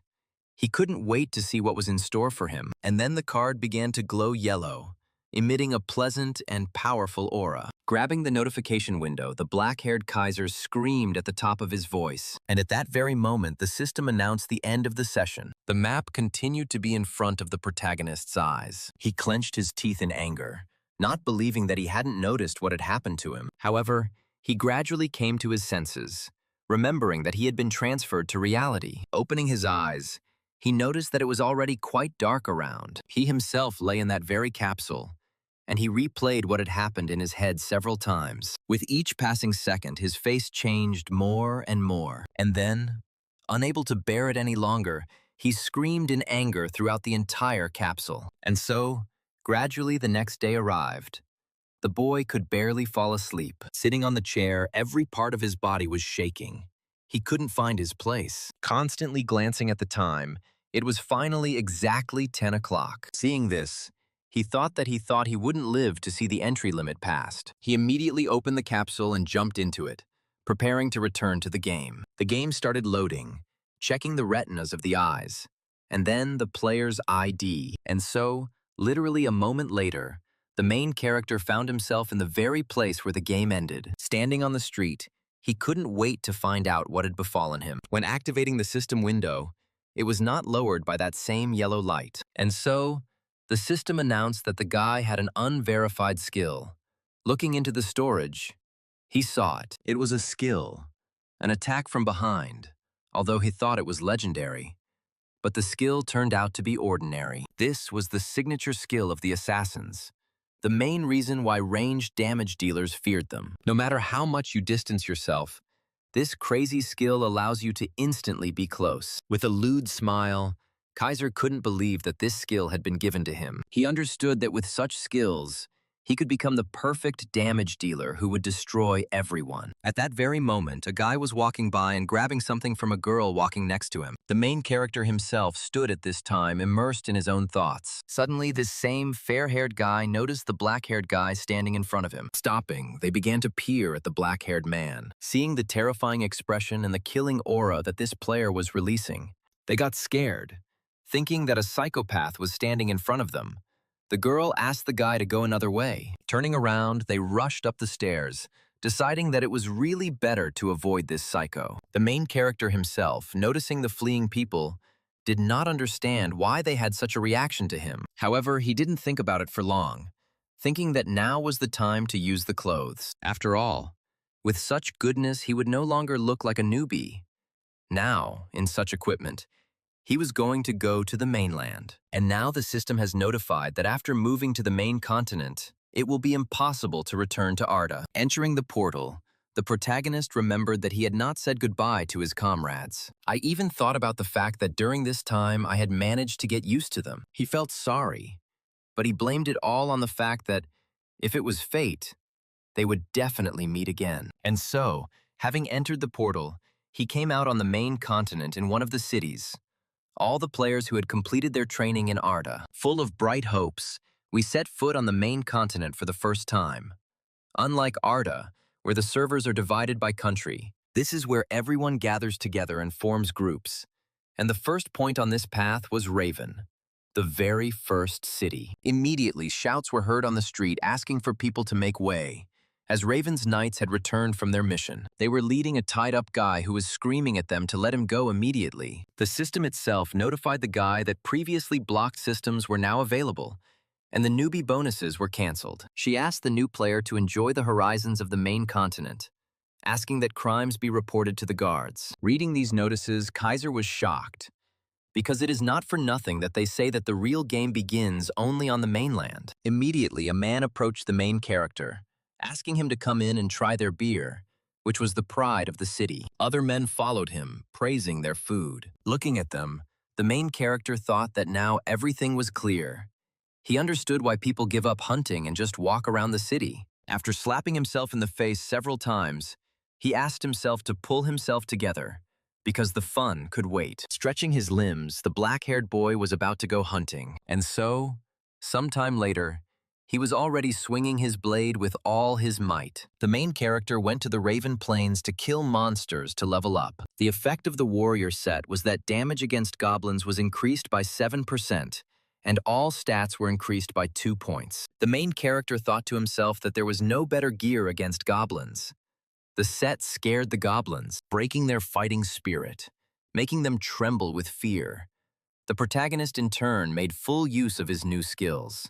As you slashed at goblins, gaining more and more points, the set provided additional damage, making it much easier to slash at goblins. Due to all this, the pumping speed was increased several times. The protagonist exuded a terrifying aura that frightened every monster within a few meters. Finally, the system notified that the Red Greatsword's attack power had been increased. The kid was really into this set, thinking that he already had high stats and now he got some extra ones. His happiness knew no bounds. He could not enjoy his luck this time. However, he noticed that the quests were progressing slowly, and there was very little time left before leveling up. Suddenly, something caught his attention, and he immediately glanced back. With the help of the Eye of Truth, he noticed an armed man approaching him. To himself, the man thought about the warrior's set on the black-haired man, believing that better prey had not yet been invented. Gripping his blade tighter, he was about to launch an attack at our protagonist. Having wished himself a bon appetit, he was about to attack the black-haired man from behind. At the very last moment, the black-haired man grabbed his sword, blocking the attacker's attack. Immediately, the power that covered the black-haired man began to subside. He didn't even understand what happened. Suddenly, the main character turned towards him, releasing a terrifying aura, and asked what he had just tried to do. The attacker immediately jumped back a few meters, increasing the distance from our main character. Shouting loudly, "Why did everyone freeze?" ordering to attack the guy in the warrior's set. At that moment, a guy holding a bow jumped into the air and launched several magic arrows. But the main character repelled these attacks with ease, only throwing his sword over his head. Following the attack, a big guy appeared holding an axe, intending to chop up the black-haired man. However, our main character was able to easily block this attack, throwing the attacker's weapon into the ground, thereby disarming the big guy. And then, catching himself, he threw his sword behind his back. With a slight movement, he cut the attacker, thereby killing him. The other two were quite surprised by this turn of events. After all, they didn't expect that something like this could happen at all. It was supposed to be easy prey. The assassin thought to himself that this couldn't be happening, because in front of them was an ordinary noob. At that moment, the protagonist used his new skill, appearing right in front of the fleeing man. Stopping in front of the main character, the attacker began to raise his head, trembling. Seeing the terrifying face that was releasing a killing aura, he asked with a smile if he was really lost. Wherever you are, there will always be those who do not want to obey. And in games, it is exactly the same. We are not talking about official PvP in arenas right now, and about merciless slaughter. In other words, players who make a living by killing other players. There were such players in Demrock. And in Godos, the situation hasn't changed at all. For fun, for profit, or just to annoy, there can be many reasons. But if you ask who is the worst of them, 9 out of 10 will answer: gankers. Those who kill players who have barely left the starting village and clean them out blind. Just like this guy standing right now in front of our main character. This is not the first time Kaiser has encountered such players, so the reaction to his appearance was appropriate. The black-haired ganker couldn't believe that this was a rear entry skill. He didn't understand how a swordsman could use this skill. But his thoughts didn't last long. And so, sometime later, the system began to notify Kaiser about player murders. The player's data was identified as villains, so the system accepted the protagonist's actions as self-defense. Therefore, the karma indicator will not increase. Listening to these notifications, the guy thought that in this game everything is the same as in Demrock. However, RD, with its bonuses for newcomers, was an exception, beginning to remember the past. He thought back to his first group in this game, thinking that those guys had been unusually kind to him. But the reality was much worse. because it was such that there were only scumbags around. The main character, Kaiser, was about to go collect loot and receive a reward for the quest. And so, sometime later, the black-haired boy was able to reach the Western Gate, the Western Forest of Raven. That's where the main character went, a dangerous hunting zone that even NPCs avoid, discouraging players from going there. Unlike the vast plains at the Eastern Gates, the situation at the Western Gates was different. Here, everything is overgrown with dense thickets, limiting the view for the eyes. Not only goblins swarm here, but also hordes of giant insects, starting with sudden ambushes from either a single goblin or a whole horde, ending with creatures attacking from behind trees and rocks, sitting in ambush until the very end. Because of this, the difficulty of the Western Forest is prohibitively high, which has given rise to an unspoken rule of this eerie place. The group sent there had to consist of at least 3 members. That's why there are always crowds of people in front of the Western Gates, and our main character ended up in this place. Each person was looking for someone specifically. Someone needed help with leveling. Someone needed a tank in the group.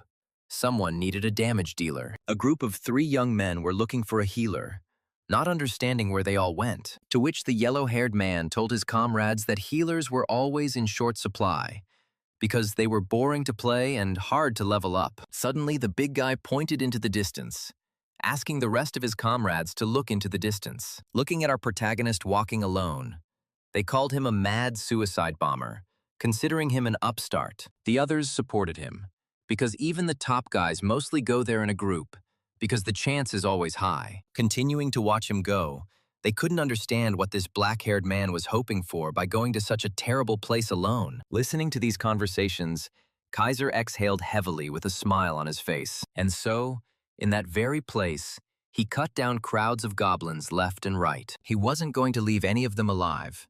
There was already an unpleasant smell in the air, and now it was mixed with the smell of blood. The goblins, in turn, did not just attack head-on, but also tried to catch the man in a mistake by attacking him from behind. But our main character didn't take first place in the ranking in the last game for nothing. He was always on the alert. Therefore, he easily dodged these so-called surprise attacks. And so, one of these goblin attacks failed. Now he was prey. The monster flew into the ground with great force, flying up and hitting the ground several times. The monster's entire body was shaking with pain. He could not rise from the ground due to the wounds he had received, but no one was going to leave him alive. So the main character came up and finished him off. And at that very moment, when he killed the man lying down, 2 arrows flew towards him. With an instant reaction, he responded to them. Grabbing his sword, he was able to deflect the arrows. Naturally, the goblin was shocked by this, because at some point he smelled the scent of victory. The black-haired boy looked at his attacker with horror, releasing a thirst for blood. An instant later, the protagonist's sword flew towards the archer, covering the distance clearly faster than the monster's reaction. And then, a second later, the blood splattered in all directions, and the bow fell to the ground. Kaiser's blade struck the tree trunk with incredible force, causing the earth to shake. At that very moment, the system deactivated the warrior set's effect, and the next wave of goblins appeared behind the protagonist. They giggled loudly, preparing to attack the black-haired man right now. With a smile on his face, the protagonist summoned his weapon, thinking that with such an opponent he didn't need a set. Looking around, Kaiser began to release energy using the skill Go Behind the Back. Immediately his body became covered with energy, gradually beginning to move the black-haired boy. One of the goblins sensed something was wrong and looked behind him. However, it was already too late, because our boy delivered his blow, cutting the red one. At that very moment, all the goblins standing there set out to avenge their comrade. This is what the boy was hoping for.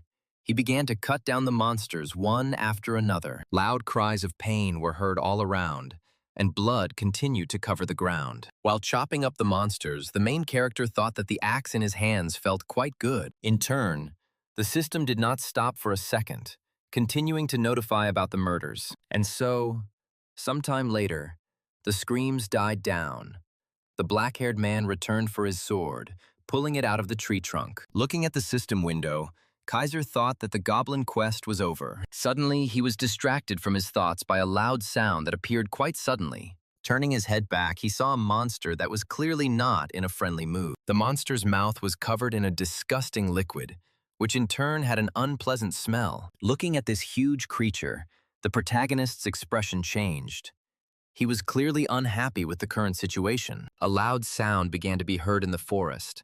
It was the sound of a battle. Our main character was being chased by that same huge monster, intending to devour the guy. Noticing that the centipede had slowed down, Kaiser also stopped. Regrouping, he screamed, tired of running away from her. So he immediately turned to her, grabbing his blade and throwing it behind his back. Immediately, the guy's eyes lit up scarlet, and the black-haired man once again began to feel a thirst for blood. The creature itself was surprised, because it did not expect that a person could emit such thirst. The boy's speed exceeded the creature's reaction, so the man was able to easily attack it, green blood rising into the air. This wound only made her angry. She squealed loudly, spraying her drool. And then she hit the ground, raising a full column of dust, forcing the black-haired boy to retreat several meters back. The protagonist stopped and froze, waiting for his opponent to take action. And so it happened.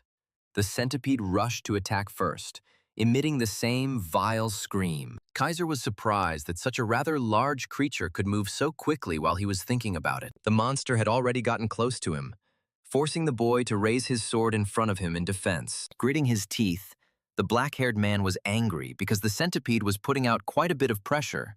Her strength was commensurate with her size. Having pushed the monster back a bit, he called up a system window, summoning the axe with which he had recently been chopping down goblins left and right. What infuriated him was that not only was he ugly, but he also stuck his face in everywhere. At some point, the black-haired man managed to launch an attack, causing the ugly woman to scream in pain and spray her blood. However, our main character was not going to stop there. He threw his sword behind his back. Coming closer, he swung it with a light movement, cutting down the huge one. Gradually, the screams died down. The monster, covered in its own blood, fell to the ground. The system immediately notified the guy that he had killed the monster, and his sword skill had increased to 10th. And following him, the player's level also increased. After the second battle in a row, the black-haired one got a little tired, so he decided to take a break and study his stats. His current level was 19, and he had raised 2 levels in one battle. Although it was a bit difficult, the main character's level increased quite quickly.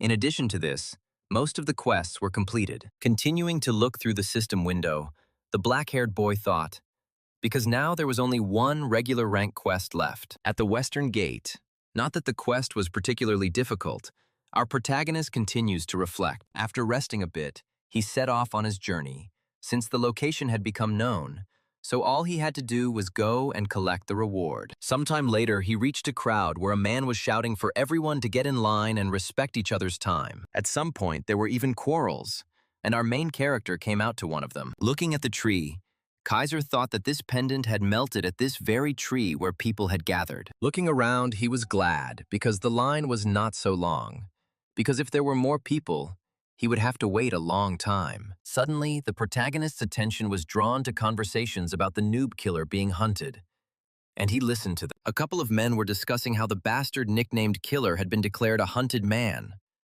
They believed that he deserved it, since he had been showing off. The yellow-haired man, giggling in turn, said that he had heard someone chatting about the famous Kaiser. The main character immediately tensed up because he didn't understand why his name had surfaced so suddenly. The armored man dismissed it as just a fan, while the yellow-haired man continued to talk about a swordsman who used assassin skills. But the boy in armor just laughed, because he couldn't believe it, just like the others. Hearing this, the protagonist came to the conclusion that he would have to lie low.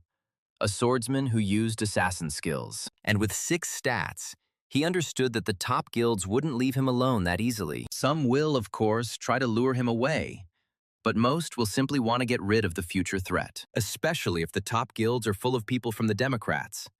Because it's simple. If you can't get it, you have to destroy it. This was quite in the spirit of the previous game, and sometime later, the main character got hold of the lost pendant. The system asked him to return it to Camilla. Thinking it was too early to show up, he returned to Raven, finding the same Camilla from the quest. The girl rejoiced, thanking the protagonist for being able to return her pendant.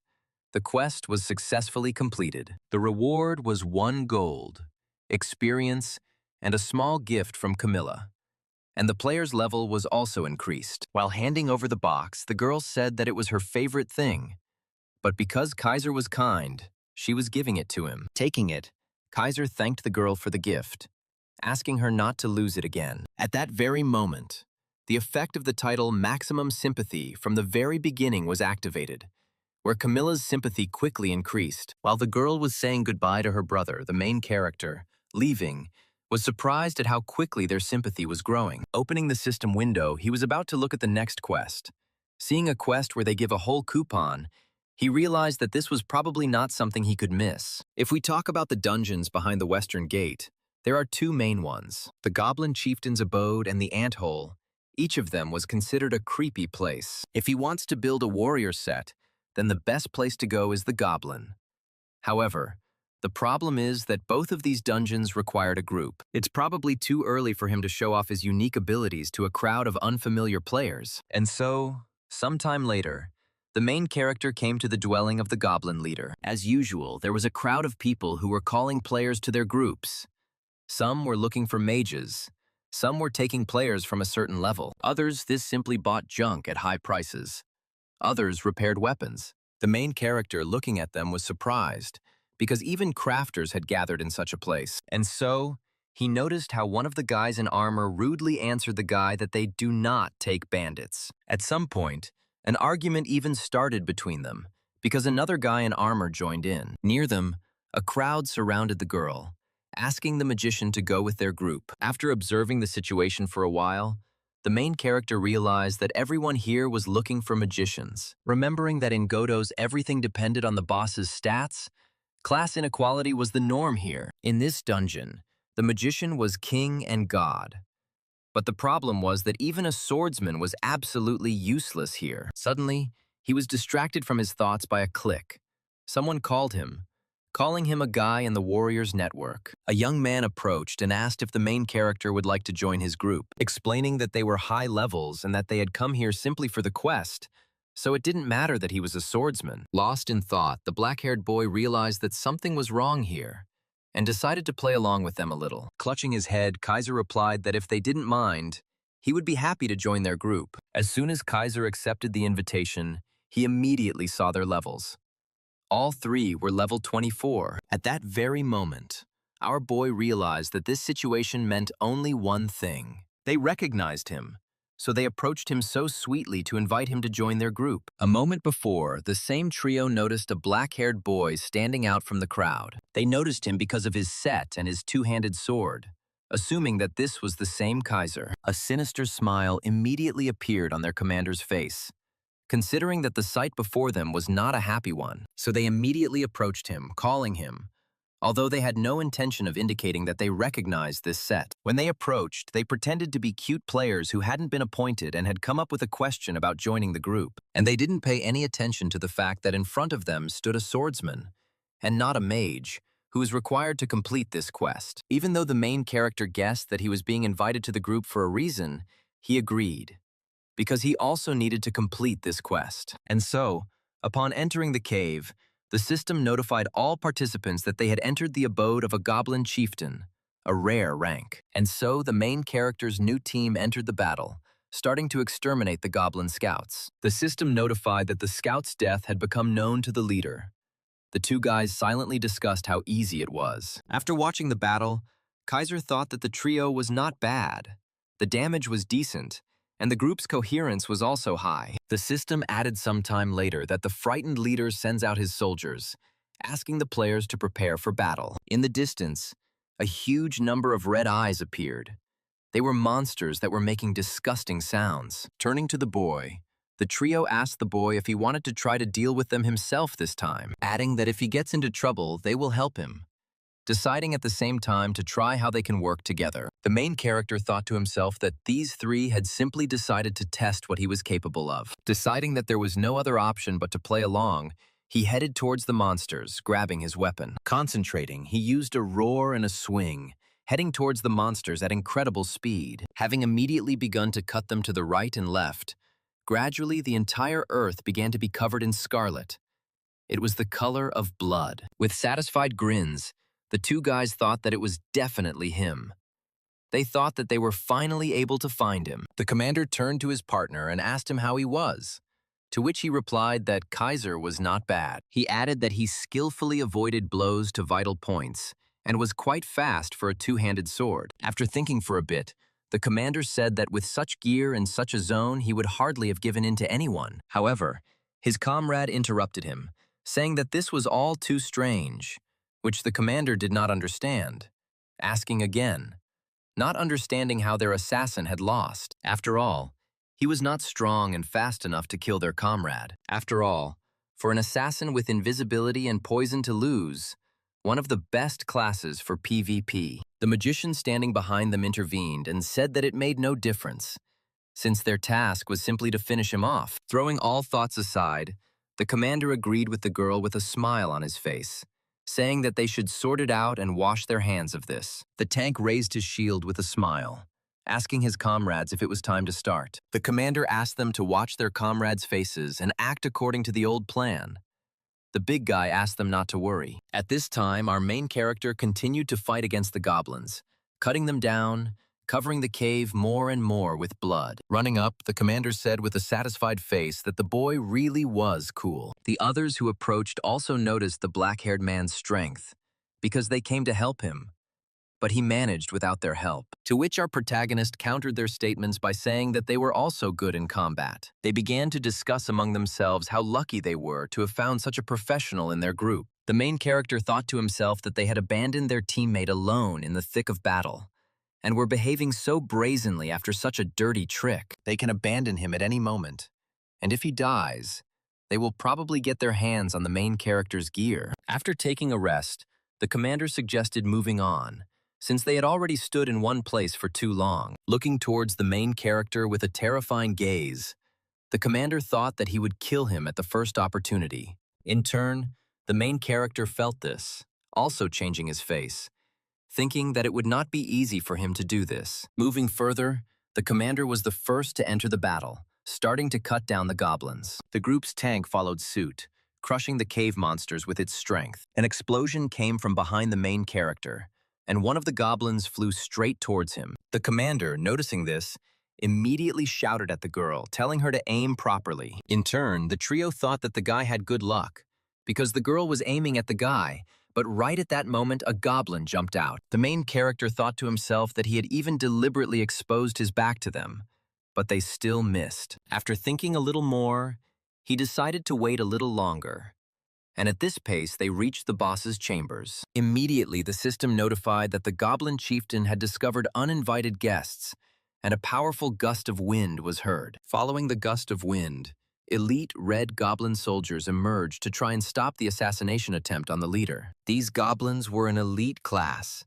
They were the strongest and most trained fighters among the red goblins. Seeing them, the commander shouted for Kaiser to hold them back until they... However, before he could finish speaking, he fell silent because the Kaiser, who stood in front of them, simply disappeared. Looking around, the commander of this group shouted out asking where this black-haired bastard was. Tank shouted that the little devil had figured it all out, to which their fellow mage asked the boys to look ahead. Turning around, the commander sensed danger approaching, so he immediately grabbed his sword more tightly. At the very last moment, he managed to block a powerful attack from an elite goblin. The tank was also attacked by one of these goblins, forcing him to defend himself. Turning towards the girl, the guy shouted that he would hold him back, asking her to attack them faster. Nodding affirmatively, the red-headed girl began to recite the spell for a fire attack. However, raising her head, she saw how, at that very moment, a huge boulder was flying towards her. After rolling back the spell, she dodged the attack by jumping back a few meters.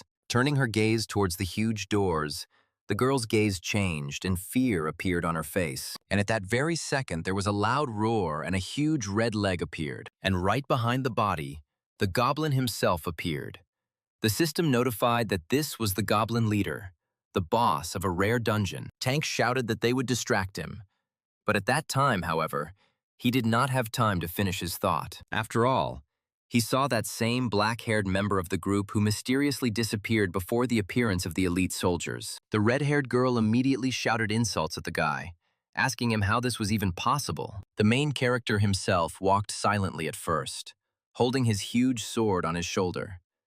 But as he came closer, he spoke, talking about that assassin kid. Releasing a terrifying aura, he asked if he and the very assassin he killed were really friends. While the two guys held off the elites, the girl asked the guy to wait, saying that they were indeed his enemies.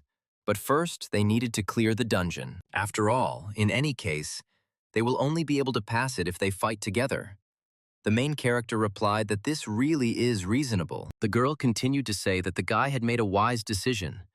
But with every word, the blood from her mouth grew larger and larger. Looking down, she saw the same black-haired boy thrust his blade into her body, still with the same terrifying face, with a treacherous smile and thirst for blood like the boss's.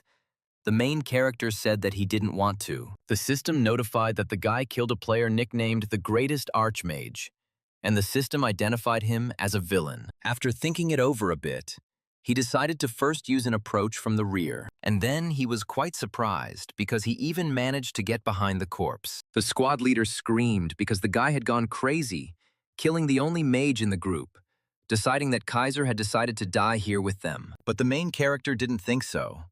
And with a smile on his face, he asked if he knew what his credo was. Surprised, the man shouted, asking the black-haired man again, because he didn't understand anything. And the main character, having activated the summoning of weapons, said that he was not going to have anything to do with those who were aiming at his back. In that same hand, a dagger appeared in his hands, releasing a thirst for blood. He said that if he only got involved with such people, everything would inevitably go to waste. Seeing the weapon that appeared, the squad leader was surprised, because it was an assassin's dagger. He did not understand what Kaiser was going to do with it. Seeing such a reaction, the main character smiled, because the commander immediately recognized his friend's thing. In turn, the commander shouted that this was nonsense, because how could a swordsman use this weapon? But he immediately dismissed these thoughts, shouting and asking what he was hoping for. Because if he killed them, he wouldn't be able to cope with them alone. He wondered if Kaiser knew what the Goblin Chieftain's stat was aimed at. Selfish defense. It was against physical attack. That's why in this dungeon, mages are the top tier. And now the black-haired one is just an ordinary nobody with a dagger in his hands. Without answering the commander, who was screaming in fear, the main character said, "Status effect." And then, with a satisfied face, he asked him what he thought the status effect was related to. But he thought the guy was crazy, because he was going to kill him with ordinary bleeding from a weapon. The protagonist, in turn, didn't think so, because now the situation would turn out completely differently than they could even imagine. Naturally, the commander of the assassination group was very surprised by this reaction and the Kaiser's subsequent actions. The protagonist began to act with incredible speed, moving around the cave. In an instant, he appeared behind the red elite goblin, waving his dagger. The system immediately notified that the difference in characteristics was overwhelming, so the assassin's dagger effect was activated. Immediately, the boy holding the sword in his hands fell to the ground, clutching his throat, from which blood began to flow. Coughing up blood, the guy didn't understand, since his level was higher, what they could even be talking about. After all, no matter how cool Kaiser's gear was, he was only level 20. Not realizing how huge the difference in characteristics was between them. However, the protagonist thought otherwise, because the bleeding man couldn't understand that he had received the bleeding skill from a level 20 coupon. In turn, the protagonist thought that even he was surprised, because the effect was cumulative. In Godos, as in the days of Demrock, status effects from the same class usually do not stack. But who could have known that a psychopath like the main character would appear, using assassin weapons with robber skills? With a trembling voice, still spitting blood, he did not understand what kind of cheating this was. Barely raising his head, experiencing wild pain, he did not stop calling our main character a cheater. Finally falling to the ground, the system notified that the protagonist had killed the player Bastard Swordsman. The system recognized him as a villain. Kaiser let out a heavy sigh and thought about how these guys always had the same excuse. Suddenly, a voice came from behind him. It was Tank's cry, worried about his comrade. Looking at the expression on the big guy's face, the black-haired boy thought that for a moment he had even forgotten about him. The big guy himself didn't understand why everything had turned out this way, not understanding where everything had gone wrong as they had planned. However, Looking at Kaiser's expression, he realized that he shouldn't have even gotten involved in this in the first place, thinking that it was time to run before it was too late. But it was already too late. His own blood began to splatter in all directions. Just like with the previous guy, the protagonist found himself behind the elite goblin, still in the same pose with a dagger. Falling to his knees, the tank began to bleed, and the bleeding status effect was also applied to him. The system notified the tank that level 03 had dropped below 10%. He didn't understand what that meant. However, without understanding, he fell to the ground, dying. The system notified the protagonist that he had killed the villain, and so, the system additionally notified the main character that he had killed an elite red goblin. The boy thought to himself that the euro was quite good, but he would have put another 15 points into strength. Watching what was happening, the red goblin chieftain continued to roar, simply watching. He looked carefully at his army, never expecting them to fall so easily. As soon as the brute began to squeal, the system notified that the goblin leader was furious over the death of his subordinates. Due to the notification, the black-haired Kaiser nevertheless turned his gaze to the screaming man. Seeing him running furiously towards him, he thought to himself that he had completely forgotten about the leader. At that very moment, his eyes lit up with a scarlet color, and with a smile on his face, he thought that he was going to have some fun right now. Suddenly, before reaching our main character, the huge body jumped into the air and began flying straight towards Kaiser. These actions amused the black-haired boy. He concentrated his strength in his legs. Jumping straight at the red-skinned monster, he slammed his knee into it. From this powerful blow, the goblin's entire face was covered in blood, and it began to fly in different directions. But our boy wasn't going to stop there, continuing to attack the red brute, ultimately sending him straight to the ground. A loud explosion was heard as soon as he landed. Suddenly, our boy's face changed. He was surprised, because he saw something he didn't expect at all. Dust rose around the creature's body, and the air filled with yellow energy. The system notified that the goblin chieftain's characteristic, selfish defense, had been activated. Returning to his former thirst for blood, the protagonist headed towards the monster. Flying past him at great speed, he made 2 precise cuts all over his body. The monster began coughing up blood.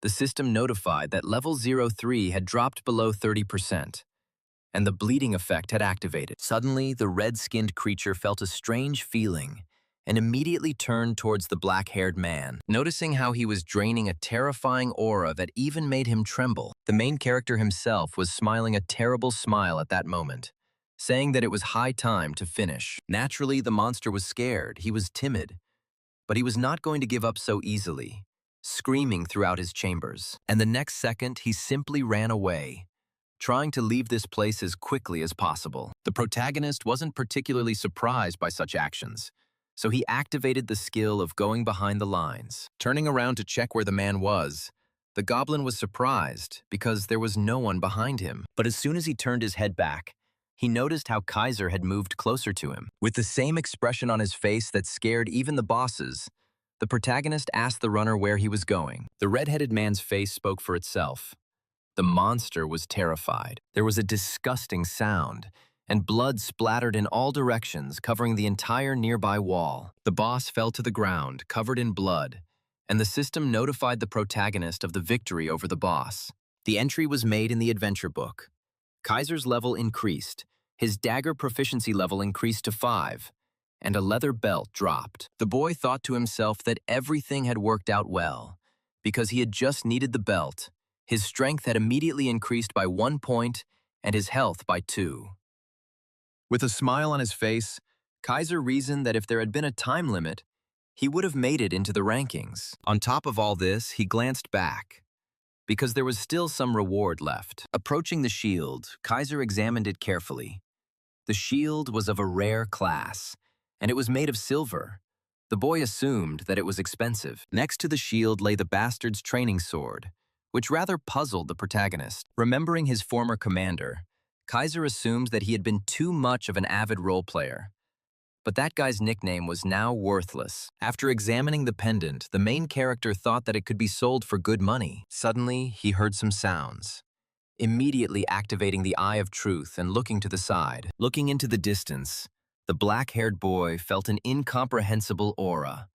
asking himself only one question: what is it? Assuming that it was hidden, he immediately dismissed these thoughts, because the light was too bright for her. As he got closer, the system notified him that he had discovered a secret dungeon, the hideout of a black goblin shaman. Immediately, a huge portal appeared in front of the main character, which drained a rather frightening force. In addition to this, the system added that Kaiser was the first to discover the secret dungeon, for which he received the title of Skilled Explorer. There are many types of dungeons, from group ones to solo ones and labyrinths, as well as special and event ones. But among them, the rarest and least known are the secret dungeons. They were difficult to find even for players with the explorer profession, because not only were they located in unimaginable places, but they also required special conditions to enter. The system immediately confirmed the conditions in the form of one survivor in the dungeon: the absence of a group. Our protagonist was shocked by this,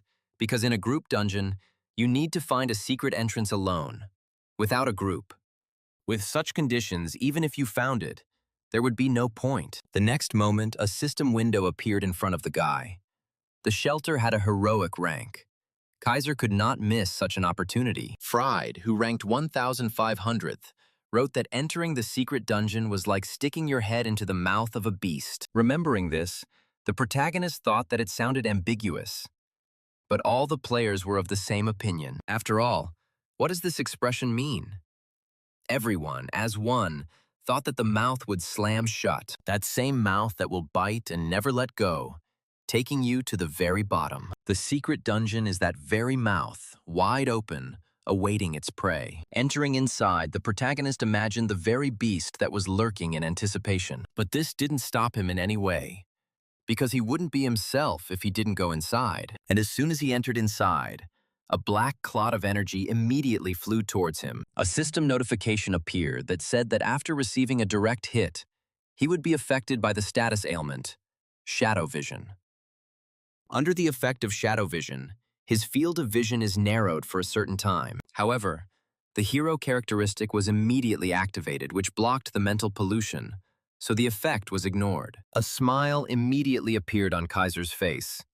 He had this ability that saved him in such situations. A creepy voice rang out, asking how he dared to enter his house without asking, deciding that the man had completely lost his fear. At that very moment, purple lights appeared, and our hero was surrounded by a huge number of monsters. After examining them, the black-haired boy realized that these were the servants of that very black goblin shaman. And above, lurking, were undead spiders, who made much more disgusting sounds than ordinary goblins. After looking at each enemy in front of him, the protagonist strained, thinking that they looked too disgusting. The voice from the man in the cloak was heard again, saying that the man was frozen with horror when he saw his children. Looking at him, the system notified that in front of him was a named boss of heroic rank, a goblin type, named Jihad Black. Kaiser was surprised, because even in secret missions, the difficulty was off the charts.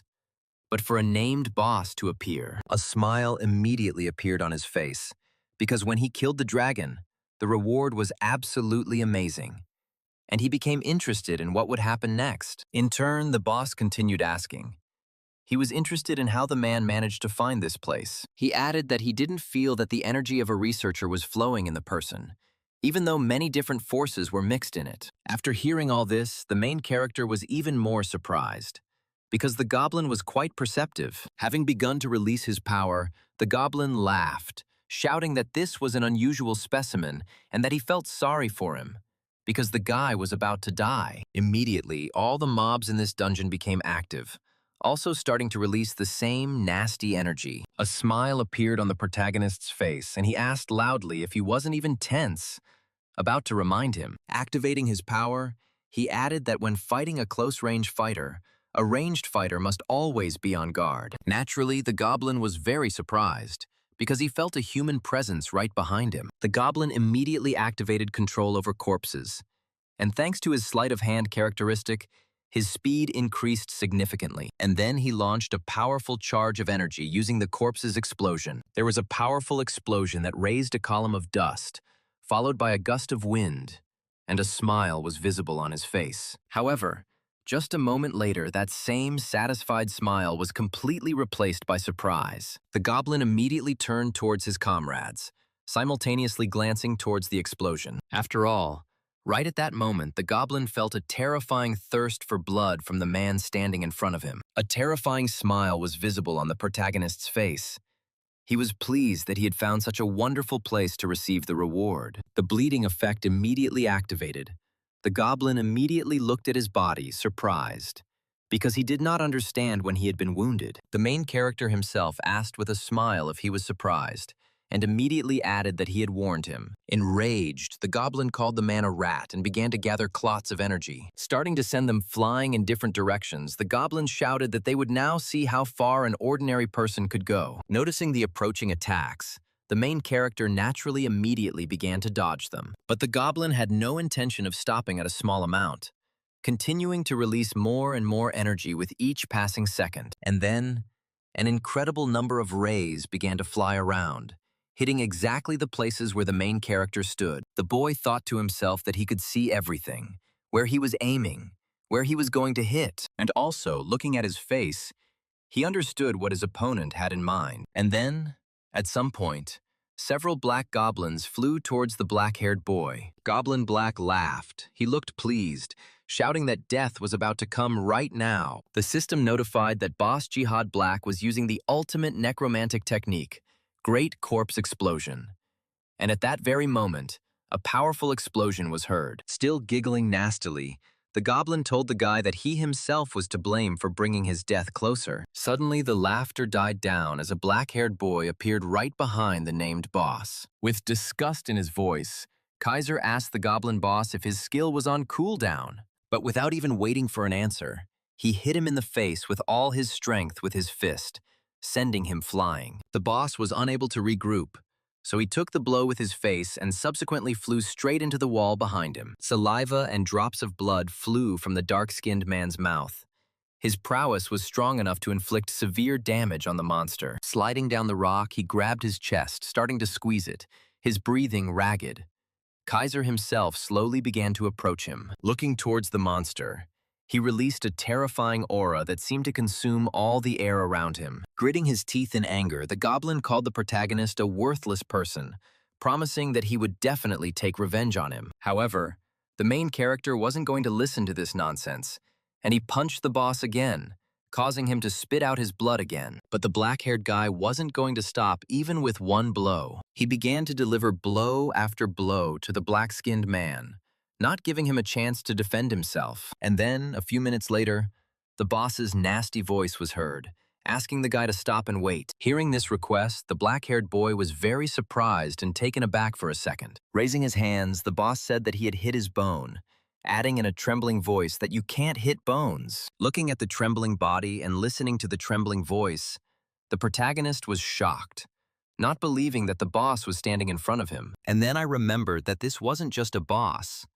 but a heroic rank boss. Kaiser immediately remembered the great explosion of corpses, thinking that it was quite powerful, but the damage was too weak. Then, seeing that the man standing in front of him was taken aback, the boss immediately came to his senses, and just a moment later he jumped back a few meters to the side, trying to increase the distance from this strong man. Naturally, the main character came to his senses at that moment, immediately looking in the direction of the fleeing man. Immediately, dark energy began to gather around the boss, and he called the man stupid because he was waiting for him to relax. A terrifying smile immediately appeared on his face, and the system notified that the boss of the secret dungeon was activating the genetic factor. Having explained that when Jihad completed the activation of the genetic factor, his rank would increase, Kaiser was surprised by such words from the system. I started to think that even if the enemy seemed pathetic, if he moved from the rank of hero to hero plus, things would take a different turn. Grabbing his sword, he realized that raiding hero plus bosses required a full team, and he couldn't let that happen. It was with these thoughts that he jumped up and rushed towards the goblin. Along the way, increasing its strength by 20 points, the strength exceeded more than 100 points. The system immediately notified that the warrior set's effect had been activated, increasing damage to goblins by 7%. At the same second, the main character also activated the fury effect, which increased damage by 10%. The system also added that sword mastery increases damage by 10%. Looking towards the guy, the goblin couldn't believe his eyes, while Kaiser thought that everyone was equal before his sword. And at that very second he attacked the monster, it seemed his sword cut through even the air. There was a scream, then silence, as the system notified Kaiser that the secret dungeon boss had been defeated. The secret dungeon itself was successfully cleared, and a record of this was entered into the adventure book. The system also congratulated Kaiser for clearing the secret dungeon for the first time, which increased the reward, and he received a double reward for this. The shaman's robe, the shaman's orb of unquiet souls, and his level all increased, and the protagonist was delighted with the system's boosts. He immediately began to study the effects, realizing that they were a bit specific, but would definitely not be unnecessary for him. Following this, a system window opened, where it was said about the trace of a forgotten clan. It is unknown what it is and what it is used for. Lost in thought, the protagonist immediately remembered Demrock, where there were also unidentified objects. After thinking about it a little more, he decided to put it aside for the time being, as he would figure it out someday. Suddenly, he also noticed that he was given an unidentified card, which surprised him greatly. In Godot's, cards were given special attention. Not only skill sets and enchantments, but even bosses listed in the adventure book. The protagonist assumed that if it was a monster card, it was for enchantment or something similar. Opening it, he saw that it was the Black Jihad card, which had the rank of a hero. And when used, a guardian was summoned, after which the card disappeared. The guardian, as the name suggests, is a creature that protects the will of its master, the fire mage's salamander, or the alchemist's golem. These were examples of guardians. The black-haired boy was in shock as he began to remember his past. After all, if it is not a divine beast like a dragon or a tiger, which that very muscular old man was dragging around with him, assuming that in this case the guards usually only eat money and do not bring any benefit. After activating the card, the system immediately notified that the guy had summoned a guard, from which a small goblin appeared. He was level 1, and when he appeared and looked towards the main character, he immediately screamed in fear, not understanding why the black-haired man was still here. Seeing this small creature, the boy was shocked, because he thought it was some kind of misunderstanding. He thought to himself that they usually have a cool look, incredible power. But he got something incomprehensible. Falling to his knees, Jihad could not believe that he had become a dirty servant of a man. Kaiser thought to himself that his guard was a whiner. Having begun to study its characteristics, he was even more surprised, not understanding what kind of they were. The system immediately notified that Jihad Guardian Black's loyalty was low, so he could stab him in the back, asking the guy to be careful. Seeing these notification windows and then looking at the expression on his former boss's face, Kaiser thought the system was trying to make fun of him. He immediately thought that, judging by his behavior, there was no way he could let this go. And so, after thinking a little more, the black-haired boy took the first step. Frightened, the goblin immediately raised his trembling head, asking the man in a trembling voice what he wanted. The Kaiser immediately became angry, asking how he dared to call his master a man.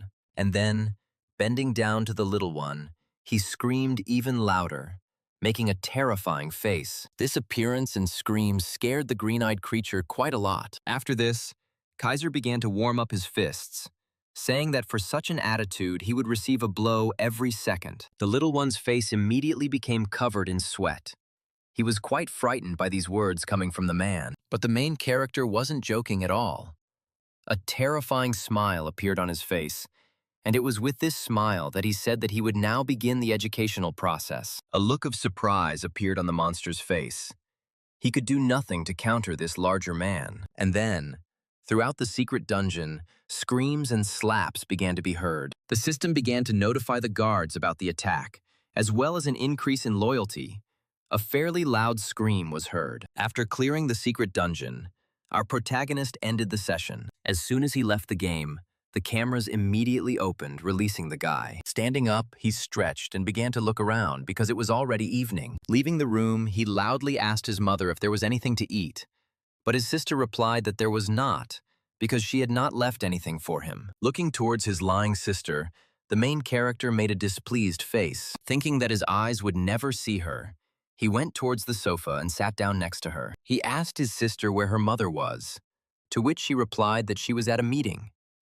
The guy then asked what she was looking at, to which the girl replied that it was Godot's. Surprised, the guy asked again if his sister also played it, to which she replied that everyone plays this game now. The guy was very surprised by this, and the girl, in turn, added, disinterested in the dialogue, that she was level 71. Naturally, upon hearing such incredible figures, our black-haired boy was quite surprised. After a short pause, he told his sister that if she was level 71, then she had obviously been playing for a long time. She thought for a moment, saying that she had been playing for about 6 months, adding that a friend had promised to level her up, which was why she had come in, but ended up getting hooked. Lost in thought, the guy couldn't believe that it would take him 6 months to reach such a level.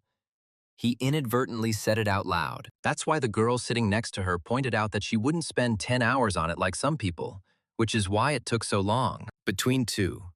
And so, the news of the Heroes Guild began. The girl spoke loudly that she knew them. Hearing this name, the protagonist asked again, not understanding what kind of guild it was. And my sister explained that this was the most popular guild among young people.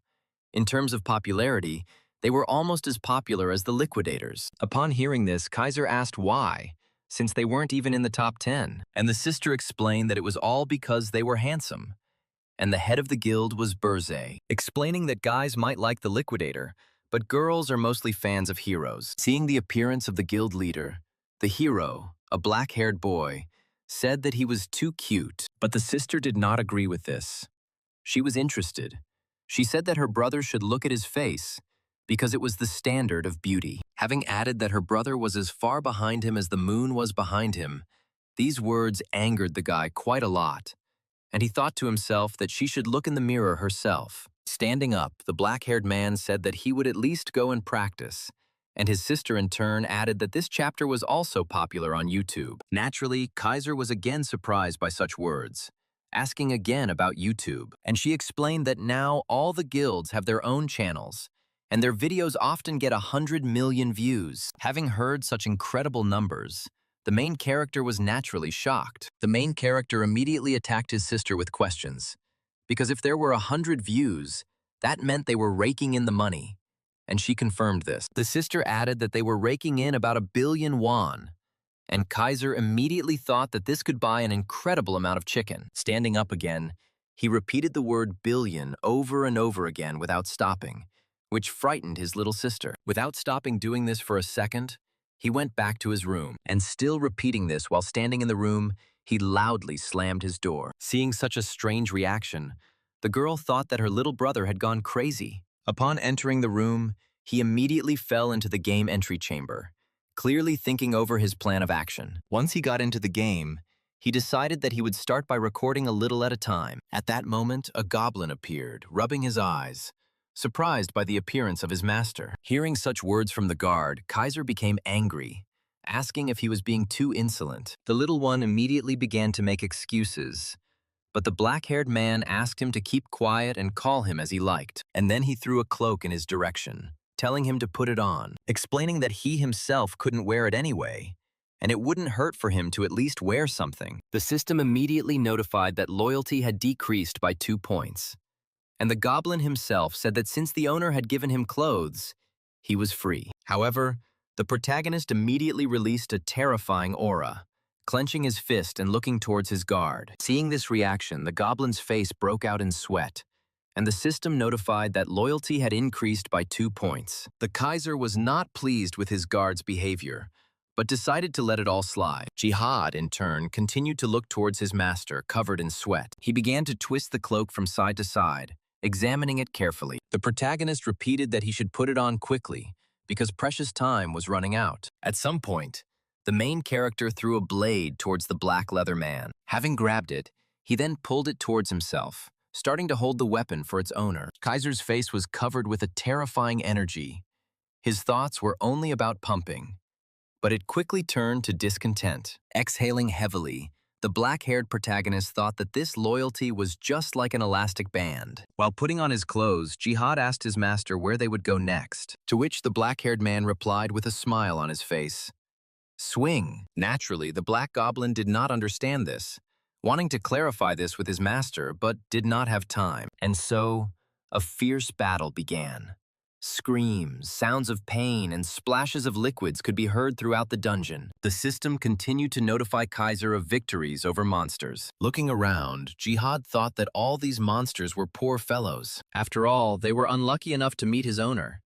He was a real demon. Suddenly, Jihad was distracted from his thoughts by Kaiser, who called him over. The little black goblin immediately ran up to his master, who was sitting on a log. Sitting down, Kaiser told Jihad to put the knocked-out items aside and make undead from the corpses. Having thrown down his sword, Jihad immediately began to carry out his master's order. And so, approaching one corpse, he carefully examined the red goblin. Raising his hands, he began to chant a spell, gathering clots of dark energy around himself. At some point, the body of the lying goblin became covered in this dark energy. At that very second, the system notified that the guardian Jihad Black had successfully turned the red goblin into undead. And so, Jihad approached Kaiser, saying that he was done.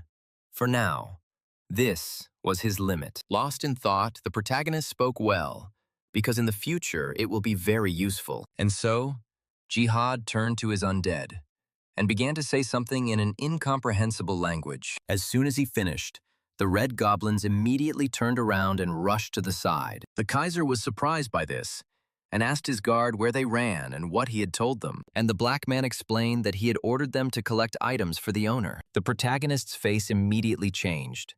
He thought that he had harnessed them to do his dirty work. Exhaling heavily, Kaiser thought out loud that when he raised 2 more levels, he hoped to run into some elite mob. After a short pause, Jihad said that if he was talking about the elite, then he knew where they were. Naturally, the black-haired protagonist was shocked by what he had just heard. Seeing such a reaction from the owner, Jihad said that they were lazy. That's why they always sat in the same place. In an instant, Kaiser's expression changed. He couldn't believe that several people had gathered in one place. And so our heroes set out in search of those very elite monsters. Sometime later, they reached the place of residence. The elite goblins were sitting by the fire talking in their language. The main character's guard asked the owner if it was them, to which the boy happily replied that it was them. Smiling madly, he thought that this was a real find. Starting to look around at everyone, he could not believe that such a huge number had gathered here. A surprise quest has been activated, a warrior test, rewarding 1 coupon for a mid-rank skill summon, limited to 40 hours. At that moment, our main character was on fire. He was going to complete this task no matter what it took. Unable to bear it any longer, he rushed towards the gathering of elite monsters. With a terrifying smile, he shouted as he greeted the elite goblins. Naturally, upon seeing our hero, they immediately reacted to him, grabbing their weapons and going into battle. Although the attack was fast, Kaiser was able to easily dodge it by jumping to the side. Having dodged, he immediately jumped up, preparing to counterattack his opponent. The enemy himself, in turn, was surprised by such a reaction from a person, but he didn't expect that he would immediately go on the attack after dodging.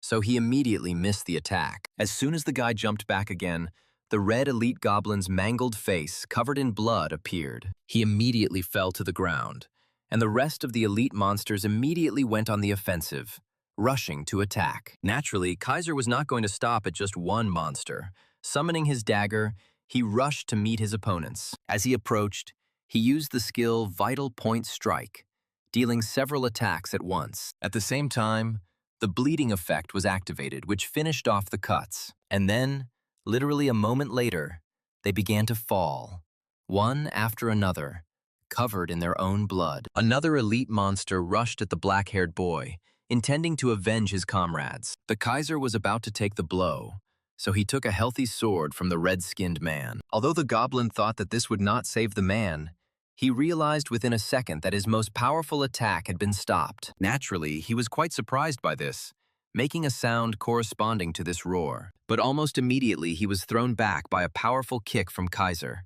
the blow causing the huge body to fly to the side. Not expecting this, he began to spit blood, unable to contain the onslaught of the black-haired man. Following this attack, Kaiser grabbed his huge sword and began to pull it out from behind his back. He jumped up and swung his sword, intending to deal a critical hit to the elite monster. Looking towards the man, the red-skinned one was about to fight back, starting to growl loudly. But our main character wasn't going to let his opponent get the better of him. And at that moment, his eyes began to glow with a scarlet light. And just a moment later, the body of that very goblin, who was confident in his own strength, was cut in half. Kaiser's face became covered in blood, which began to fly in all directions. The monster's evil face was replaced by horror. And then, there was silence all around. Only the thick smell of blood hung in the air. Observing this, the protagonist's guard considered everything that was happening at that moment to be pure madness. Clenching his mouth, Black thought about what he had felt back in the western forest. Realizing that the person standing before him was clearly not a human. Looking at his master, he considered him a real devil. After exhaling a little, the black-haired boy stuck his blade into the ground. Having said that he was almost finished with the warriors, so he should appear soon, a system window suddenly appeared. Having been informed that he had met the boss of a hidden location, the quest evolved into a chain of trials of a great warrior. And so, our main character saw the great goblin warrior Karuk. He was the great-named boss of the hidden location. Looking at him, Kaiser had a terrifying smile on his face. He thought that in front of him was not a boss, but a bag of gifts. Gripping his huge blade more tightly, he immediately rushed to meet the boss. The protagonist was going to deal with him as quickly as possible in order to receive his precious reward. And so, two fairly strong auras almost locked in battle, their energy cutting through the air. Jihad immediately shouted at the master not to do this, because with his current level, he couldn't even count on winning. Seeing the boss swing, he shouted to Kaiser that his sword would simply break at the moment of impact. The system immediately notified our boy that the boss was using the merciless strike skill. And so, the blue-skinned one, with a rather animalistic cry, swung his axe even harder, and then he hit it with incredible speed. But it hit the ground, and the black-haired boy simply disappeared from the attack zone. Naturally, it was the boss who was quite surprised by this, not understanding what was happening. Jihad thought the same thing, but he managed to notice what his master had just done. The protagonist deliberately angled his blade to parry the attack and transfer the full force of the attack into the ground. Kaiser raised his head and a smile appeared on his face. He was pleased with himself because everything had turned out exactly as he wanted it to. The same could not be said about the boss himself. The surprise on his face turned to displeasure, and then, with anger and angrily screaming, he raised his axe again above his head, preparing to attack again. But our main character wasn't going to just stand there and watch as he was attacked. He again brought his sword straight towards the attack, but also using the radius. And so, an endless exchange of attacks began between these two. Jihad Black watched what was happening and could not understand what he was seeing right now. Seeing how the attacks intersected, making quite a loud sound, but none of them reached their target. Taking a closer look, he saw the expression on the black-haired man's face and assumed that he was indeed using parry. Parrying is a reflection of an enemy's attack.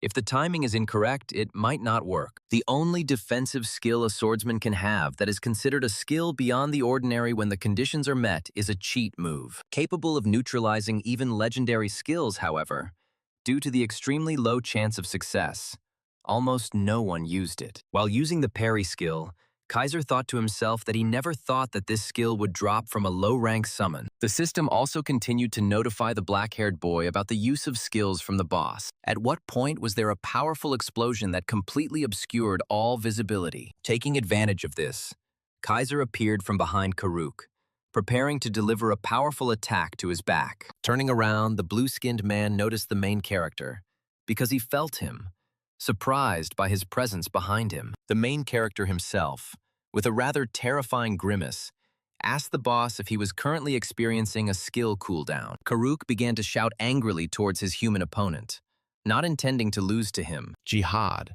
looking at what was happening, was more and more amazed by his master's skills. The protagonist struck.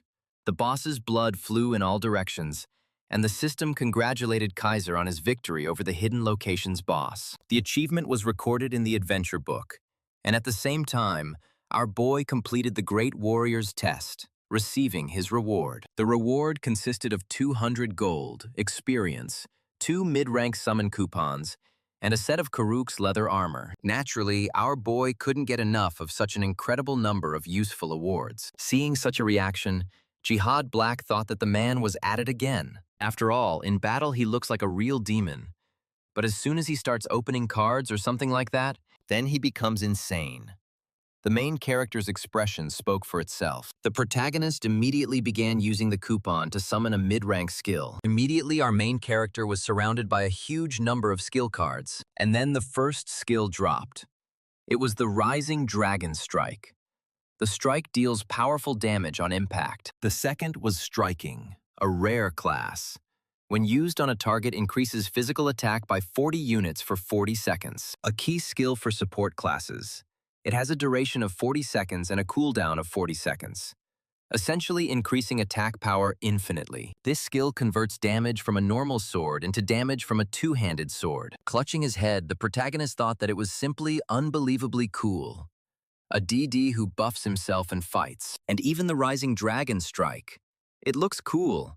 Kaiser always wanted to try it.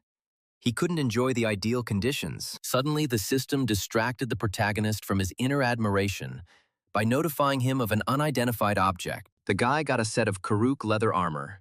Each item had a rank from Rare Plus to Heroic. Naturally, our guy was happy with the new set. The goblin's old attire immediately disappeared, and new equipment appeared in its place. The system announced that he was wearing the Great Warrior's set. Looking at himself, Kaiser thought that this multicolored light looked much cooler than the previous one.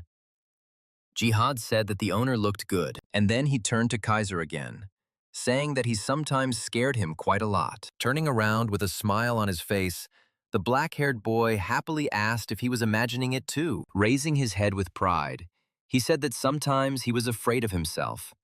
He couldn't wait to see how far he could climb. Looking at his master, Jihad Black tried to understand what kind of person stood before him, but he almost immediately dismissed these thoughts, deciding that the person in front of him was an ordinary psycho. The system immediately announced to the protagonist that his guard's loyalty had decreased by 1 point. The protagonist asked the goblin if he had mentally cursed him, but the goblin immediately said that this was not the case. Immediately, a thirst for blood appeared. Taking out his sword, Kaiser said in a harsh voice that if he started showing off, he would kill him. Jihad Black's face immediately became covered in sweat, and he began waving his arms, saying that he understood his master. The system immediately announced to the guy that the goblin's loyalty had again increased by 1 point, at which point the black-haired man exhaled heavily. He sheathed his sword and began to walk away, telling his guard that it was time for them to leave. Following his master, Jihad asked where they were going this time, to which the main character, without even thinking, replied that they needed to kill the boss right now. Lowering his head, the boy's guard began to deliberately say that since the master had killed the Great Warrior, he would do the same to the others. However, before he could finish his thought, he suddenly fell silent, because he realized that at that very moment, a notification window popped up in front of Kaiser's face. The system said that in order to get to the next city, he must pass the continent's test. The hunt for the field boss began. The Western Forest is the spawn zone of the Spider Queen Eliza, which was the name of the next boss Kaiser had to deal with. Deep in the forest, there was a crowd of people discussing the boss's appearance among themselves. It seemed like they were waiting forever, and they still had to wait 10 minutes. Everyone wanted to know where she would emerge this time, because last time she appeared in the Eastern Nest. Some of them, based on previous information, assumed that it would appear in the west or north. Our main character entered this crowd along with his guard. Turning to the kid, Kaiser decided to ask him, just in case, if he knew where the boss would appear, to which Jihad replied, "No, because she was from the next generation after him, so he was not aware." At that very moment, Kaiser exhaled heavily, because he thought that he knew every bush in this forest. Jihad Black himself looked quite puzzled as he looked around. Our main character was the same, trying to figure out where this boss would appear, deciding that wherever she was, if he used the rear approach, he would be able to get there quickly. Suddenly, the system announced that the Slayer characteristic had been activated, and the location of the field boss, the Spider Queen Eliza, had been discovered. And right in front of him, the black-haired boy saw the transparent red silhouette of a spider. Looking at it, he tried to understand what it was, because they wouldn't receive the title of Spider-type Slayer. Suddenly, his face changed dramatically. He couldn't believe it, because there was only one answer. The effect of the action applies not only to the bosses he killed, but to all bosses in the game. But almost immediately, I threw these thoughts aside, because there was no difference. Now something completely different was important. Immediately, that terrifying smile appeared on his face. He thought that he could kill the boss solo. The rear approach was activated. In an instant, the main character disappeared from the place where he stood, and the players standing nearby did not even understand what had happened. At this time, a huge spider was crawling in the dark cave, uttering the same word, Eliza. Right behind her, Kaiser appeared with his guard Jihad, the system immediately notifying that he had met the Spider Queen Eliza. With a smile on his face, the protagonist was surprised that the skill actually worked. Jihad himself did not understand how the owner did this and decided to clarify, but the main character replied that it would take too long to explain. With that same terrifying expression on his face, he told the guard to just consider themselves extremely lucky in this situation. Looking forward, he said that in front of them stood a real giant. The system announced the beginning of the battle with the boss. The spider, uttering that very word Eliza, rushed towards the protagonist, clearly intending to kill him. But the protagonist was not going to let such a perfect opportunity slip away so easily and immediately prepared for battle. In an instant, he reacted to the attack, which was quite fast for his size, by jumping to the side. Immediately, the boy's entire body was covered in energy. With a smile on his face, he used the skill of going behind the enemy. The field boss looked ahead and saw how the enemy who had just stood in front of her simply disappeared. Feeling an incredible energy behind her, she began to turn, trying to react. But as soon as she turned around, she saw a huge golden dragon approaching her at incredible speed. It was our main character who used the skill Rising Dragon Strike. The set effect deals a 6% additional damage to the enemy. The protagonist carefully examined the boss again. His body was covered in a yellow aura. He was going to deal with the boss as soon as possible. With incredible force, he pushed off the ground, rushing towards the boss. Having drawn his blade, the protagonist began to gather energy in order to deliver a powerful attack on his opponent. Eliza herself, in turn, tensed up, seeing such incredible speed, but she couldn't do anything to counter the speed. The black-haired boy delivered several accurate blows. Having flown past the huge boss, Kaiser stopped, even sliding slightly along the ground. But even there, he was not going to stop, rushing towards the spider again, but this time from behind. His eyes glowed yellow as he used his striking skill, and the system notified him of an increase in attack power. Releasing incredible energy, he rushed at full speed straight towards the boss. Eliza's body began to tremble.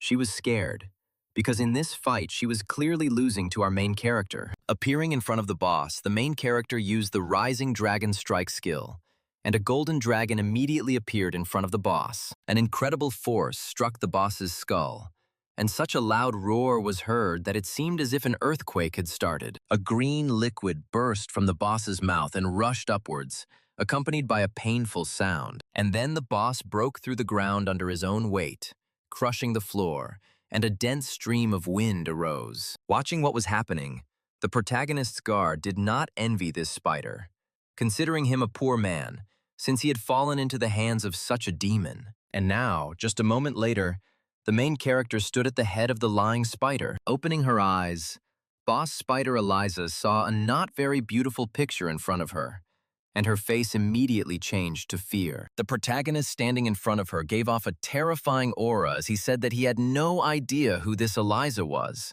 And then he raised his fist, clenched his fist, and asked if she would call her when she died. Immediately the spider began to repeat Lisa, Elisa over and over again.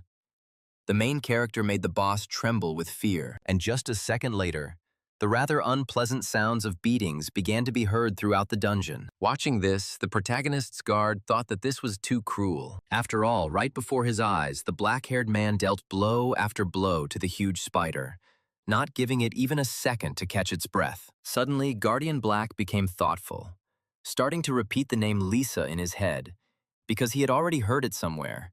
But a moment later, his face changed. He immediately shouted to his master to stop, and naturally, The main character immediately looked towards his guard. The goblin jumped, shouting for his master to stop, repeating this phrase over and over again. The main character didn't understand what had happened, as this goblin rushed right past him at incredible speed, surprising the boy. With tears in his eyes, Black stroked his boss's head, asking her to open her eyes, screaming that it was him. Barely opening his eyes, the huge spider looked at the small, black goblin who was calling her. Realizing that she did not recognize him, the goblin took off his cloak, again asking with tears in his eyes to look at him. At that very moment, the boss's eyes filled with tears. Her tone changed. She was glad to see Black. And so, we are transported back 150 years. He was walking through the forest. Suddenly, he heard some strange sounds that reminded him of words. Looking down, he saw a spider who kept saying Lisa.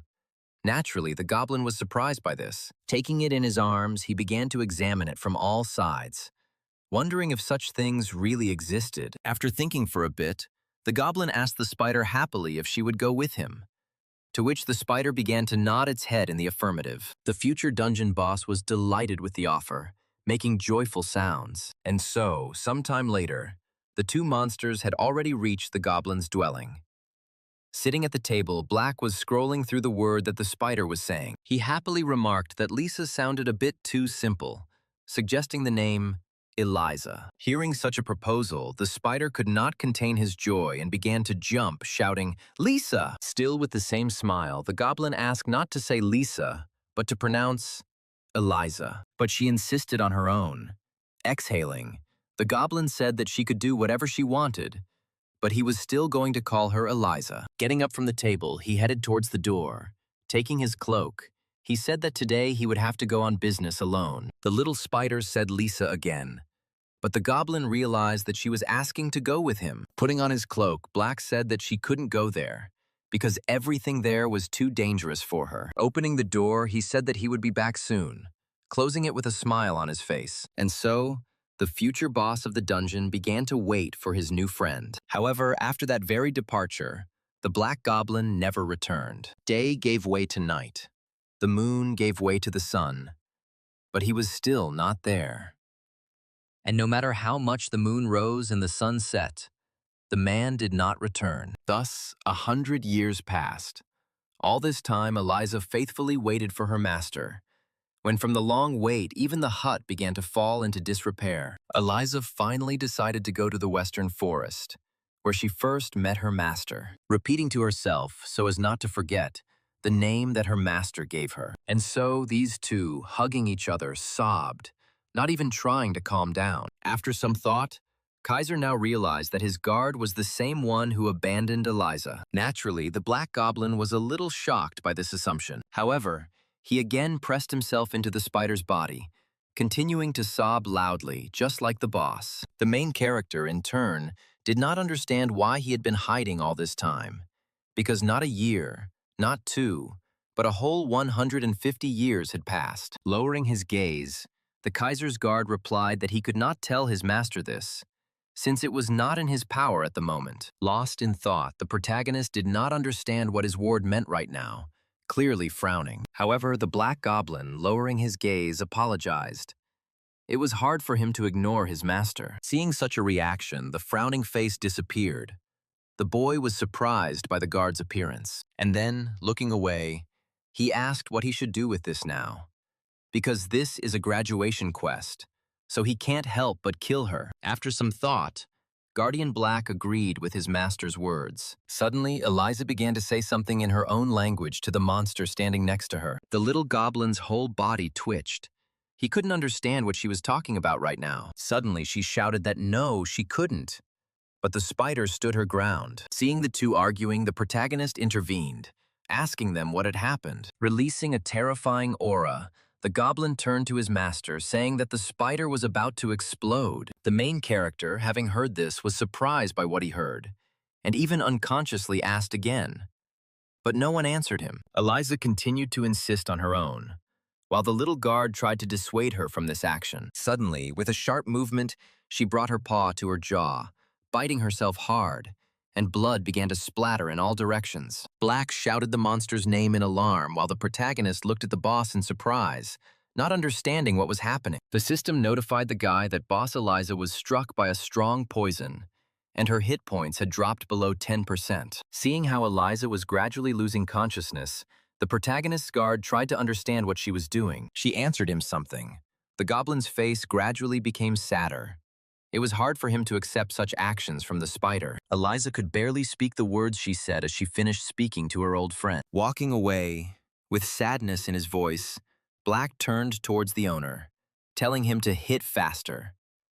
Kaiser did not understand this, asking again. However, the guard stood his ground, starting to shout for him to quickly pierce her with his sword, because there was no time left. With a heavy feeling in his chest, the black-haired boy asked his guard if he was sure about this. But the goblin stood his ground, shouting for the protagonist to strike as quickly as possible, adding that everything would be fine. After hesitating for another second, Kaiser listened to his companion and began to draw his sword. Lifting it into the air, he asked if they were sure he should hit it, and the spider nodded in the affirmative. And so, the main character struck.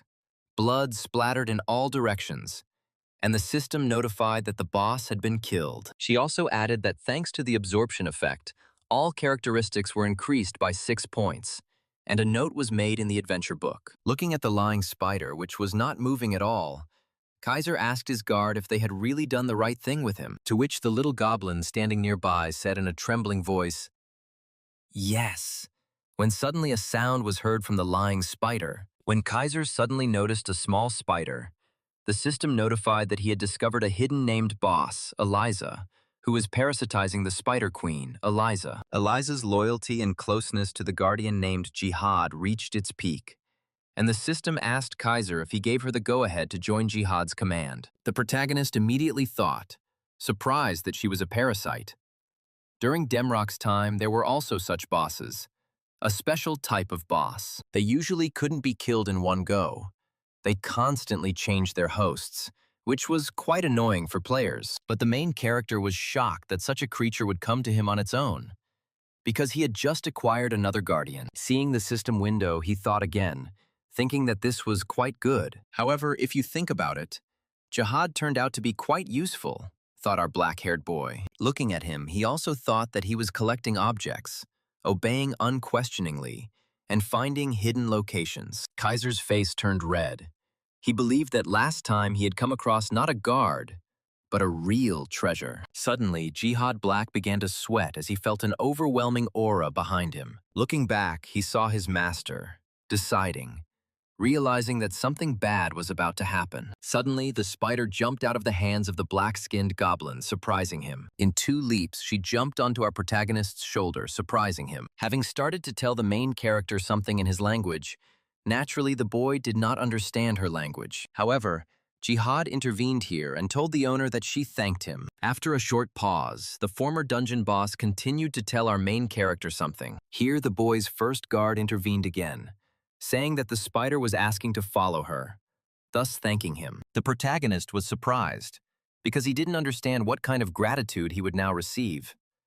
But the spider insisted on his own, and so the 2 guys followed the little spider, going, as it seemed, deeper and deeper into the dungeon. Sometime later, she jumped on our boy again, starting to speak in her own language, telling him something. The goblin translated, joyfully telling his master that Eliza said they had already arrived. Realizing that she meant there was some kind of entrance or exit ahead, Kaiser went inside. Upon entering this so-called entrance, the system immediately notified the guy that he had discovered a hidden location. And so, the main character saw a huge number of spiders in front of him.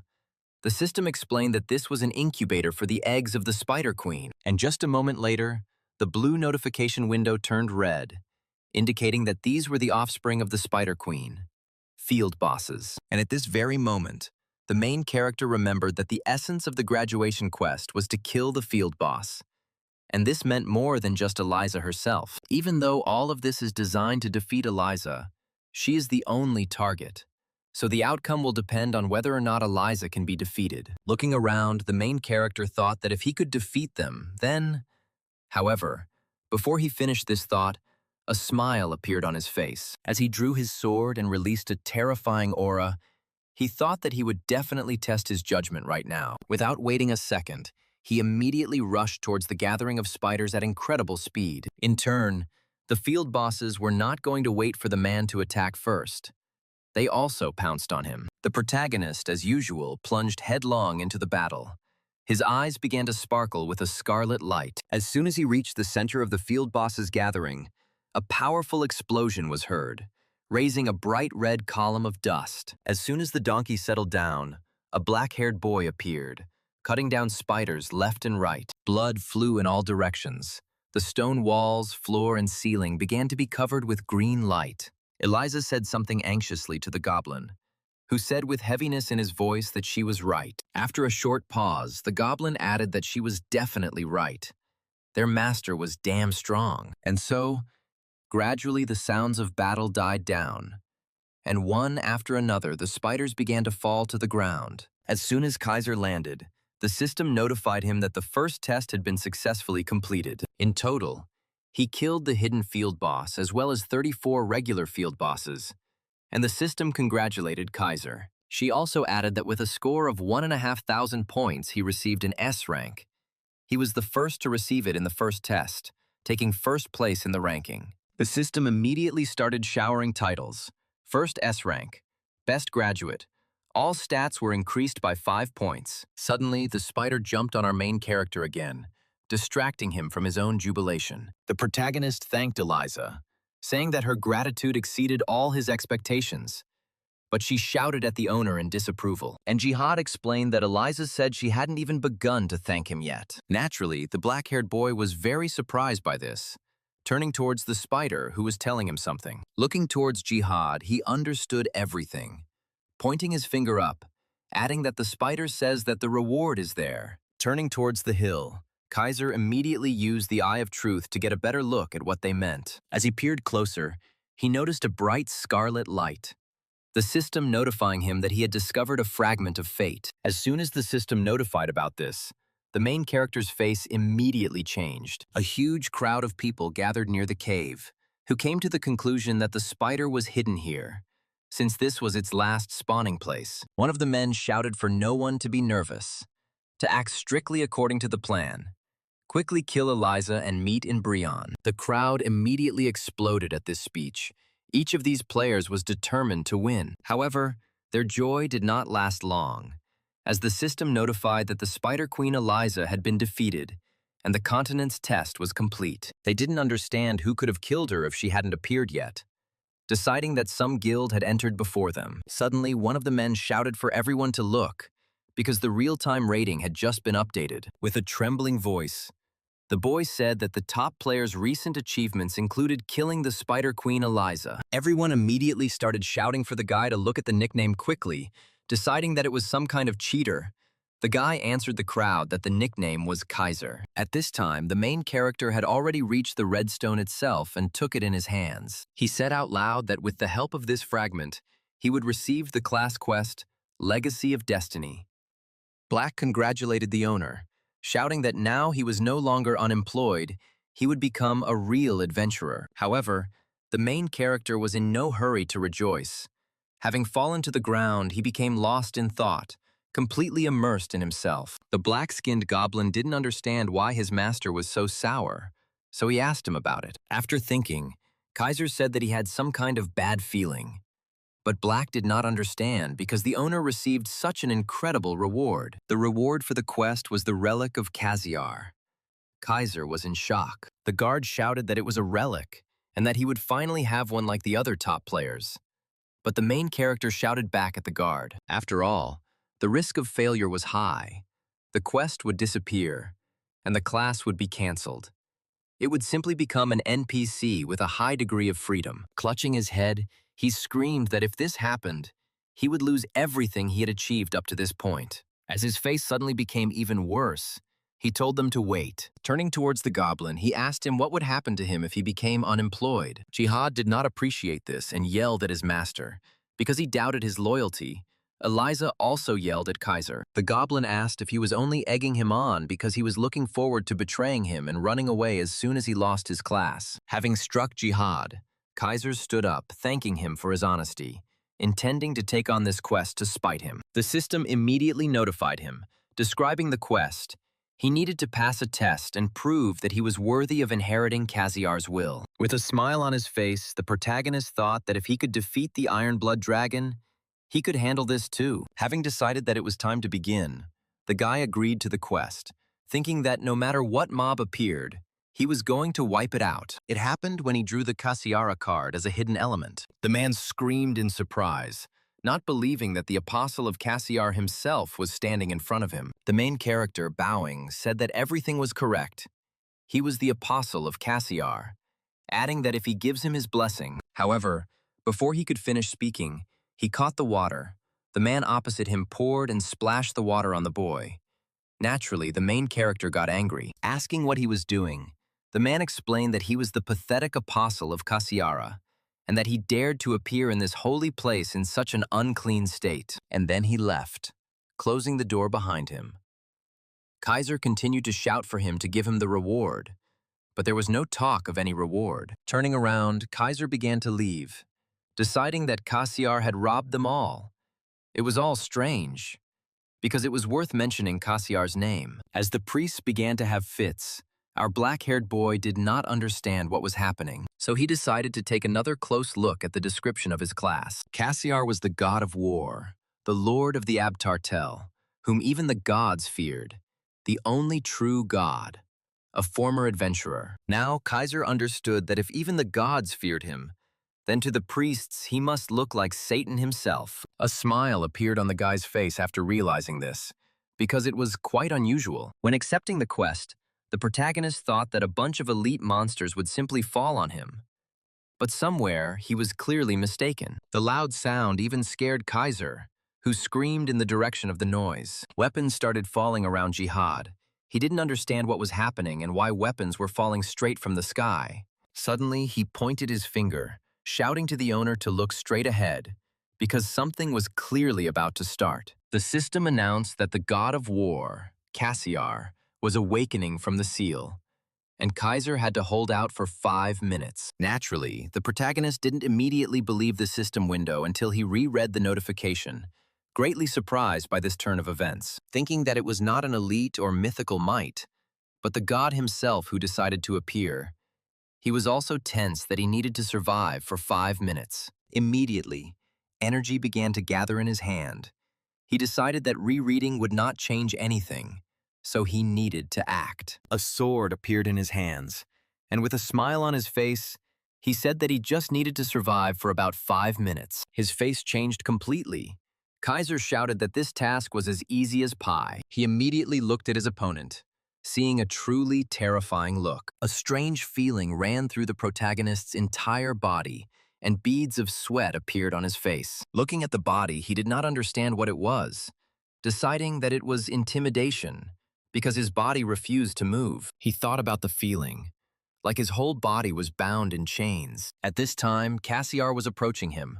Black was shouting at the owner to get ready for a fight, as was Eliza. Turning around, the boy's guards did not understand what was happening to their master, worried, asking why he was silent. The boy himself was straining with all his might at this time, not understanding how this had happened. Looking at his opponent, Kaiser didn't understand why the heroic characteristic refused to work right now. The system responded that the characteristic was deactivated. It is not a status effect. The protagonist couldn't believe that without any skills or debuffs, the enemy radiated such monstrous intimidation. Having grabbed Eliza, Jihad rushed to flee, shouting that the master was already baked. Naturally, Kaiser was angry about this. He couldn't believe that he had chickened out and frozen in front of some pile of data. Raising his head, he screamed at the top of his lungs for the game to stop making him laugh, every muscle in his body tensing. Jihad, hearing this cry, stopped, looking towards the owner.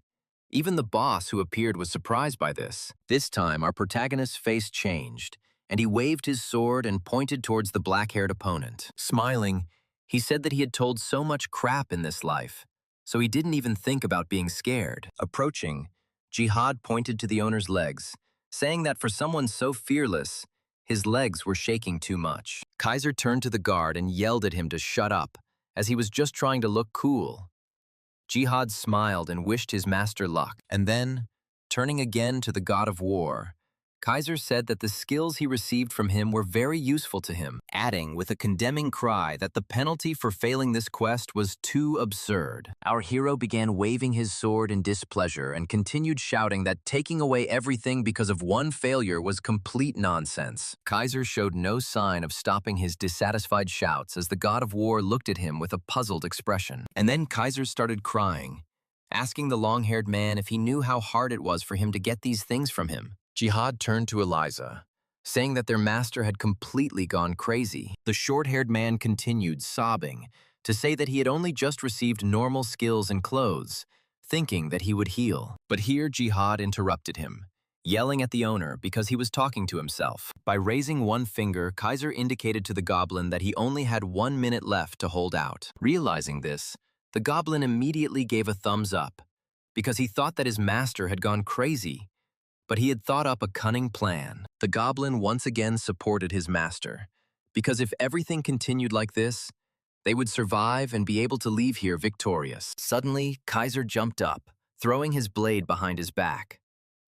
Jihad screamed, not understanding what his master was doing. The boy thought to himself that he needed to wait until he let his guard down, and then use the rear flank approach. Gritting his teeth, he thought that if he could defeat him, he could get a hidden reward. So, as soon as he jumped, he waited until the very last moment to use the rear approach. At that moment, a smile appeared on the face of the god of war, Cassiar. Turning sharply, he grabbed our protagonist by the neck and began to squeeze it. Our hero didn't understand why the skill didn't work.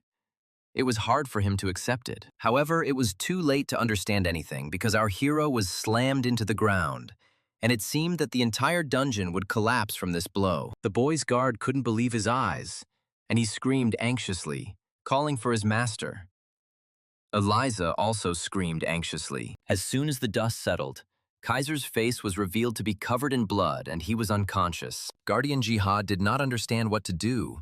He was so shocked that he could not even move, continuing to anxiously call out to his master, who lay motionless on the ground. The boy himself thought to himself that he always had damn bad luck, not believing that he would now lose everything that he had achieved with such difficulty. At that moment, a sinister grin appeared on the god of war's face. He raised his other hand into the air, and Kaiser realized that he was preparing to deliver a powerful blow. It was hard for him to accept the fact of defeat, but there was nothing else left.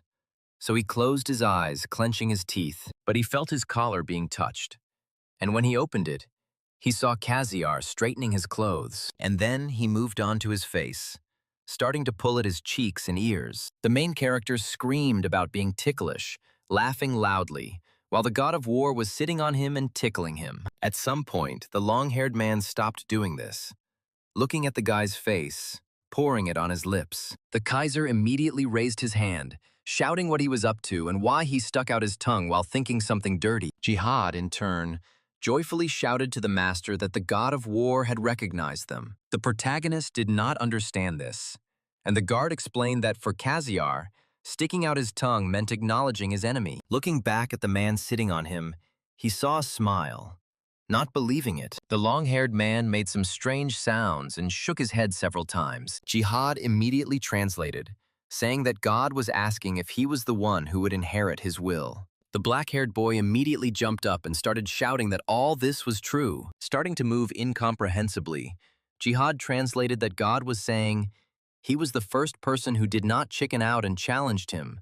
He was worried, but it seemed like the will had pressed in just right, because he wanted to kill him as unworthy. But in the end, he decided that such a level would do. Kaiser didn't understand how Jihad understood him. The system notified the end of 5 minutes. Instead of the apostle path, Kaiser entered the air path. Jihad also added that Cassiar says he will give him his relic. Immediately after the goblin translated this, the god of war put his hand down his pants. Naturally, the main character was very surprised by this course of action. While the god was rummaging around in his pants, Kaiser shouted at him to wait. There was no need to rush. However, just a moment later, the guy's scream died down as some brightly shining object appeared. And again, starting to wave his arms, Kaiser shouted that he didn't need anything, asking if he knew that this wasn't that kind of game. But God was not going to stop. continuing to take out this incomprehensible thing. The main character couldn't bear it any longer and shouted, saying that he was a fucking psycho. This surprised the god of war quite a lot, because as soon as the light disappeared, some strange thing appeared. Black anxiously asked the owner what he had just thought of, and Kaiser did not understand why the object had appeared from there. Taking the relic in his hand, the system notified the guy that he had received the relic of the god of war, 1,000 changes. Kaiser was not particularly happy with the reward. While the god was waving his hand, the main character did not understand why he received a cool reward, and his soul felt so lousy. Jihad translated, saying that God says the time is up, asking those to get out as quickly as possible. Immediately, a bright light appeared beneath our heroes, reminiscent of some kind of magic circle. And just a second later, with incomprehensible screams, our heroes began to fall into it. Jihad, falling, screamed at his master to save him and Eliza, while Kaiser himself did not understand what was happening. At this time, there was a real deathly silence around the stone structure. It was until the very appearance of our heroes, who emerged from the magic circle with a loud cry. Having fallen, the Kaiser's guards could not get up, saying that they were going to vomit. The system explained that they had arrived in the second city of the main continent, the City of Promises, Brian. Kaiser was glad that they hadn't been thrown into some wilderness. Suddenly, he heard some sound. It was words. He immediately paid attention to it. Turning around, he saw an old man who was saying that although this was before the day of prophecy, fate was still contained in this. The protagonist's guard immediately warned the boy to be careful, as this old man emanated a terrifying aura. The Kaiser immediately jumped up, drew his sword, and prepared for battle. As soon as the gray-haired old man saw the blade, he immediately fell to the ground and bowed. Having said that he was waiting for them, the heir who accepted the will of that very one, introducing himself as Gamillion Adrian, who had served the royal family since the beginning of time, he waited for this moment. Jihad immediately shouted that he knew he was not simple. Kaiser was angry at the guard because he thought something completely different. The system announced the start of a class quest. Kaiser needed to hear about the erased history of humanity. If successful, a section of the main story would open. 1 billion users have been playing Godos for 1.5 years since the open beta test. Even the Adventure King Barian, who has completed almost all the existing quests. After a year of fruitless searching, I declared that there is no main plot in this game. I think our main character. He couldn't believe that the story would appear here, and Adrian said that since he was here, it meant he had already met Mr. Cassiar. The old man asked to be allowed to tell him a story that the heir was obliged to know, and after thinking a little, the Kaiser gave his consent. And so, the story began in the year 1405. Humanity was completely different, possessing great potential in all areas. Their power was so great that they occupied one of the 5 great thrones of the world. And just when they had established themselves as the masters of the throne, they invaded, the despicable creatures who now rule the aliens as if they were their servants, those who are now called gods. Jihad was surprised, still screaming in surprise. Could it really be that the gods were really enemies? But Kaiser shut him up, asking him to be quiet and let him concentrate. The gods, fleeing after Ragnarok, the great war in which all the divine worlds perished, desired to capture Abrartel, and a long battle began to defend their home. In that war, 1/3 of all of Abtartel was destroyed.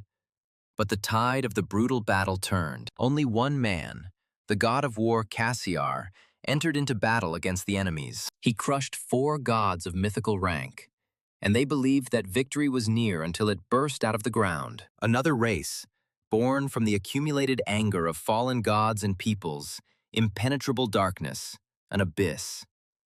Both gods and humans began to succumb to the influence of the abyss, returning in the form of monsters. It was like a living hell. The whole world was in danger of being swallowed up. When the danger became common, the warring gods and people imprisoned a tormented nurse to avoid death. In other words, the condition was to give all the people to the rulers as an offering. As a result, the great humanity, having lost its potential, became only weak slaves under the power of the gods. And Lord Cassiar was immediately sealed. And the gods began to use even them, the aliens.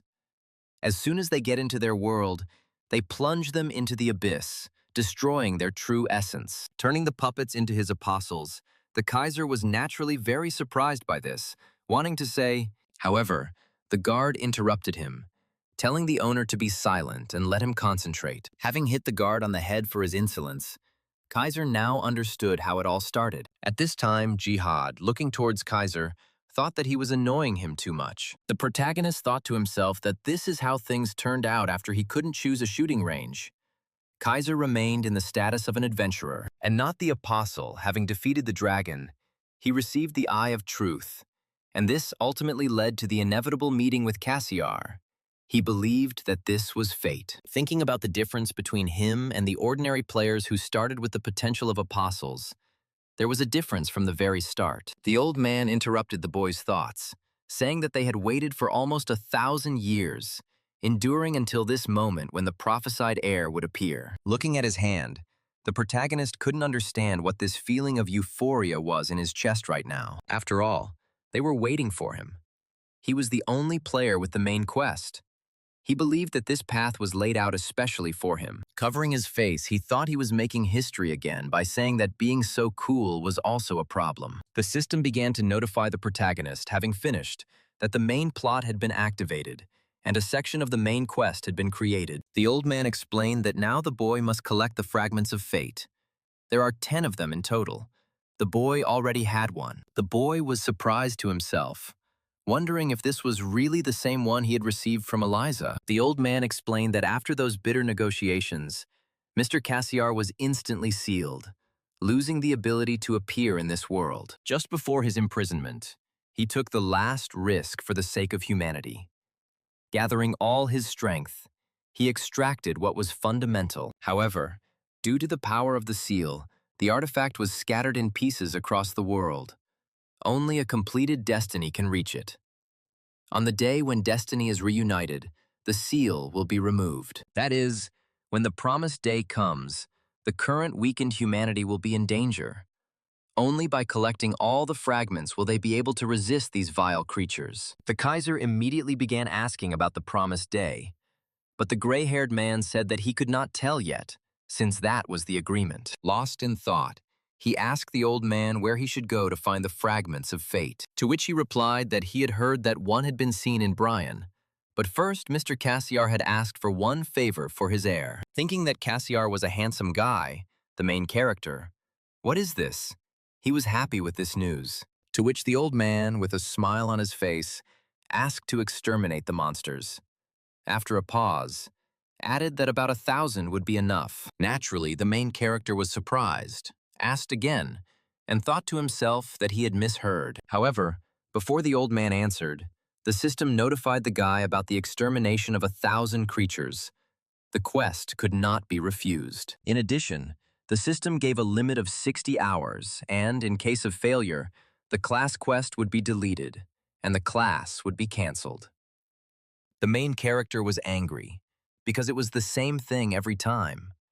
But the old man explained that this quest must have a deeper meaning. Gritting his teeth, Kaiser thought that Cassiar was the type from whom you could expect anything. He didn't understand what to do, because in order to make it in 60 hours, he needed to kill one monster every 3 minutes. The old man, in turn, clenched his fist and wished the guy good luck, but the main character immediately interrupted him with a shout, asking where the monsters were found here. But the old man didn't answer. Turning around and starting to run away, Kaiser thought that his affairs were bad. After all, the creatures in Brian are stronger than in Raven, and he needs to kill 1,000 of them before he even has time to get used to it. His thoughts were interrupted by Jihad, who asked the owner why he had hidden that thing. The guy did not understand what they were talking about and asked again, and the goblin explained that he was talking about a curiosity, long, thick, and strong, which Cassiar took out of his pants. The Kaiser immediately shouted that this was 1,000 changes, asking never to describe this thing like that again. Exhaling heavily, the protagonist grabbed it tighter, deciding that he would just test what this thing was capable of. Looking at the characteristics, the black-haired man was surprised that it was of mythical rank. It was the first time he had seen such a thing. In 3 years in Demrock and all the time in Godos, he had never even heard of ranks higher than legendary. He exhaled heavily, swallowed his saliva, and began to think. Opening the system window, he thought it was time to explore what it was capable of. This thing could absorb weapons and take their shape. The system also added that the user's level was too low to utilize the full power, adjusting the weapon's abilities to Kaiser's liking. Lost in thought, the black-haired man said that it was some kind of growing artifact, focusing on the words about absorbing weapons. And so some time passed, and he went to the forest of bad rocks. There were people inside.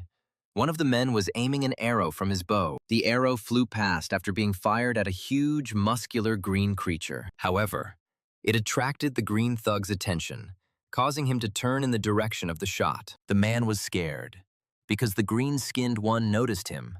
A drop of sweat ran down his face. As soon as the monster noticed the man, his expression immediately changed and he began to scream angrily, approaching the man. Suddenly, a powerful attack flew right into the back of his head. A powerful explosion was heard, raising flames.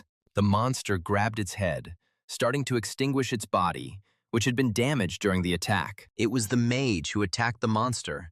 The mage shouted at the orc to get out of his sight. At that very second, the swordsman was about to take advantage of the monster's distraction and rush into attack. Having delivered a powerful and accurate blow to the monster's back, scarlet blood splashed in all directions. However, just a moment later, the swordsman was lying on the ground, as the monster had managed to deliver a powerful attack on the attacker. Standing up, the swordsman shouted that this time they would all attack together. And so, after a rather long battle, they were finally able to defeat the monster. Covered in blood, the green-skinned man fell to the ground, covering the ground in red. The group was quite tired from discussing not-so-simple opponents. The magician said that they managed only thanks to their powers, because everything went much easier, deciding that their journey to Brion was not in vain. The swordsman happily said that this was true, because in this forest right now there was hardly a group with the same training as theirs. These words raised the morale of all the members,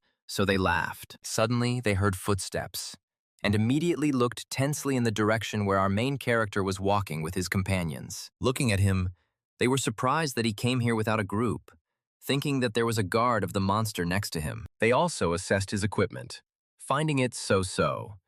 And after a short pause, they called Kaiser. Approaching him with satisfied faces, they asked if he was really alone here. The protagonist turned to them, examining each member of the group. He answered with a satisfied smile that, yes, because he doesn't have a girlfriend yet to go out with him. After this answer, there was silence, and gradually smiles began to appear on the men's faces. And just a second later, the entire group of men laughed loudly at this answer, considering the guy a joker. They were discussing that there was a noob in front of them who had gotten separated from his group and wandered here, and they were also amused by the club in his hands. Suddenly, the main character felt a mob approaching.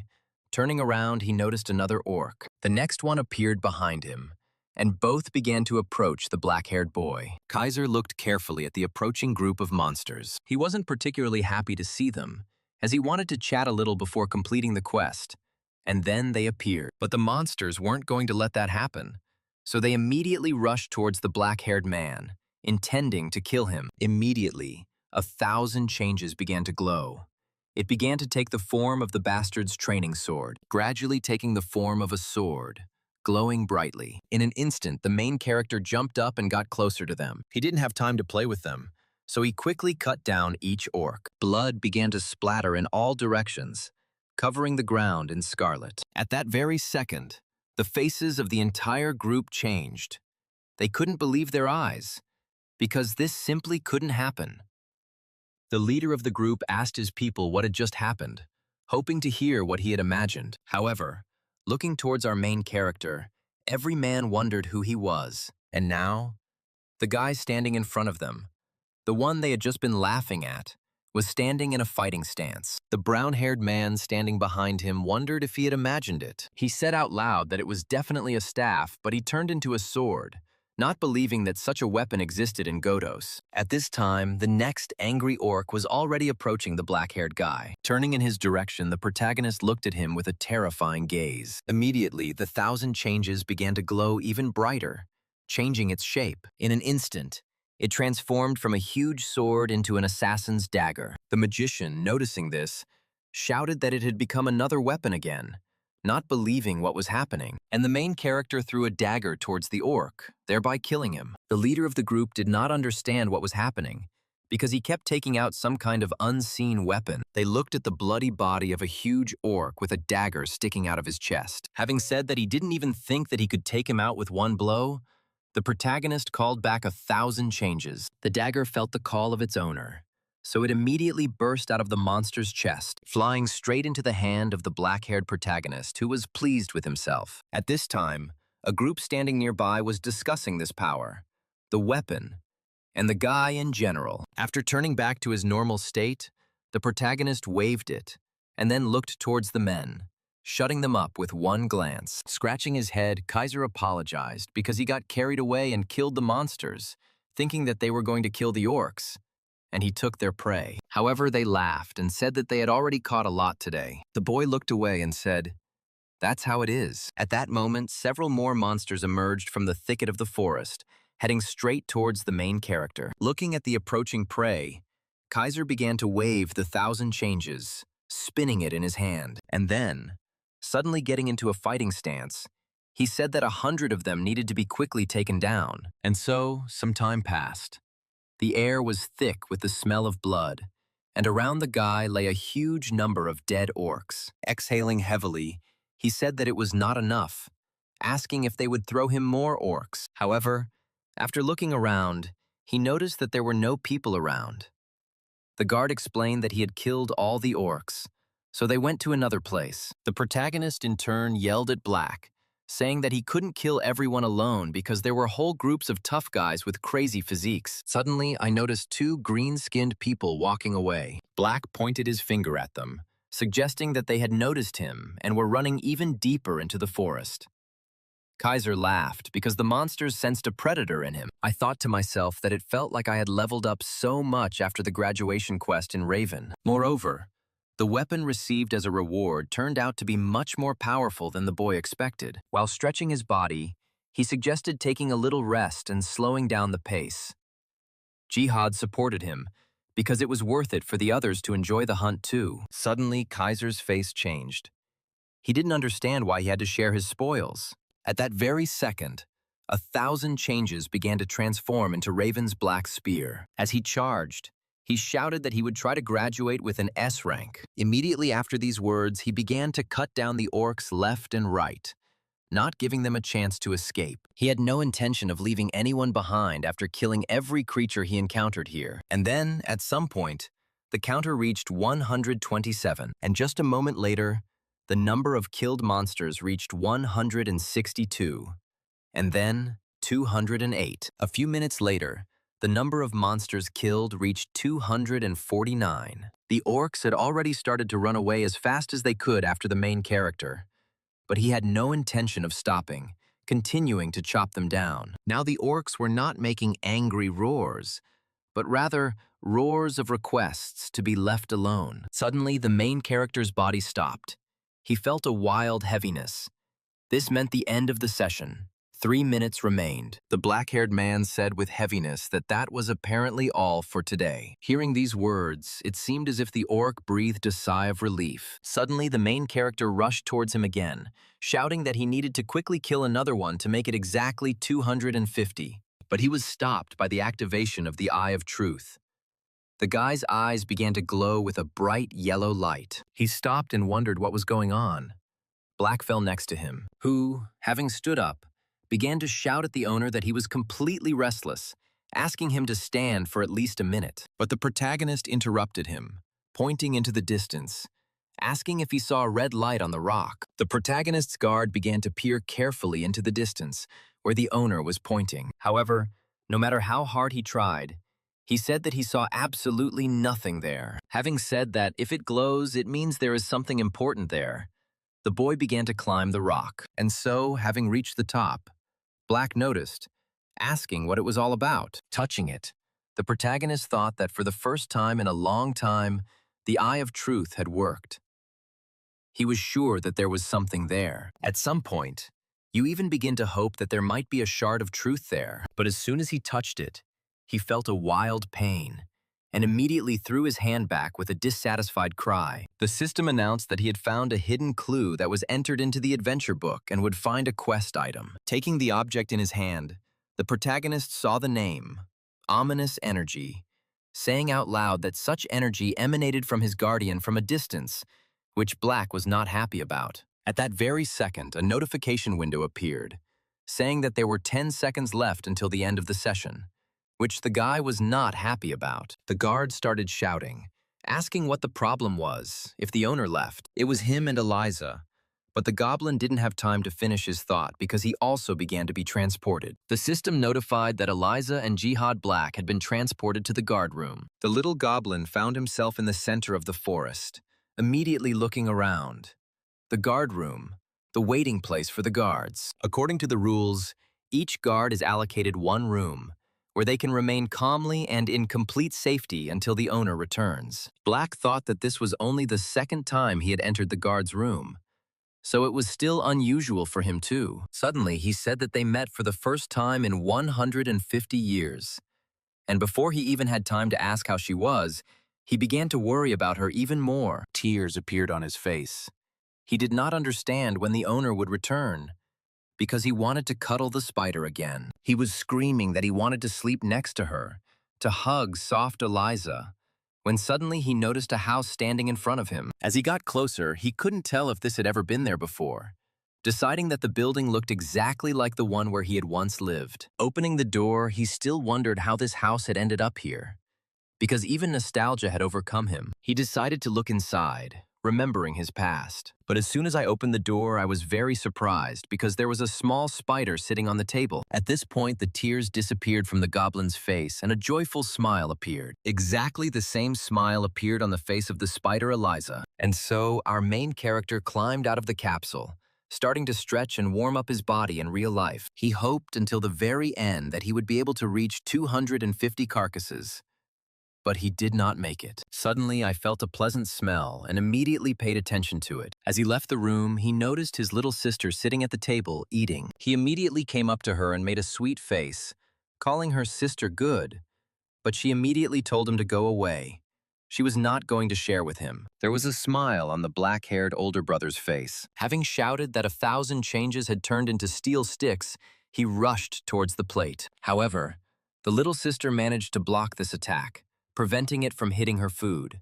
Exhaling heavily, the protagonist shouted that this orc was too strong, while his sister called the guy a slug. She asked her brother to come back to reality, believing that he was a complete zero in games, not understanding why he was showing off. However, the brother got angry, asking if she had ever seen him play, and also if she had ever heard about the main quest. Without answering these questions, the black-haired girl asked her brother if he had already joined any guild, to which he immediately said no, adding that he wasn't even thinking about it yet. Laughing, the girl asked if the scouts had ever even approached him. Gritting his teeth, his brother shouted, asking what difference it made since he would eventually become #1 anyway. She threw up her hands, not understanding how he was going to achieve this, since he wasn't in the top 10 guilds and wasn't even close to being as handsome as Burrs. She also added that he doesn't have 100 million views on YouTube, but his older brother shouted at the top of his lungs that he would succeed. And then he started to leave, and his sister asked why he had become so confident in himself. But the main character didn't answer her,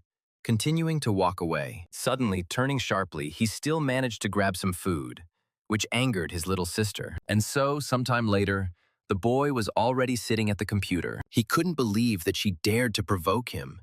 He was going to show her what he was capable of. I thought I needed to quickly look at what he had recorded and posted in accordance with YouTube trends. So, going on YouTube, he decided to check what they were currently posting by typing the word Godos. And as soon as he made that throw, his face immediately changed. He saw himself, marked Kaiser Returned, which was the title of the video that had garnered 1 million views. While Kaiser was mindlessly enjoying himself, the entire world of Godos began to experience a serious fever. Inside, a huge crowd of people were discussing Kaiser's return, deciding that if he had completed the S-rank quest, then it was definitely him. Among themselves, they also discussed the fact that he had already gone to the Stone Forest. Rumors spread quickly, and a real search began in the forest. Among themselves, they discussed how Kaiser, even during Demrock, hadn't gotten along well with the guilds, suggesting that he had disappeared because of the scouts. Some were thinking about how to make money from Kaiser's return. The scouts sprang into action.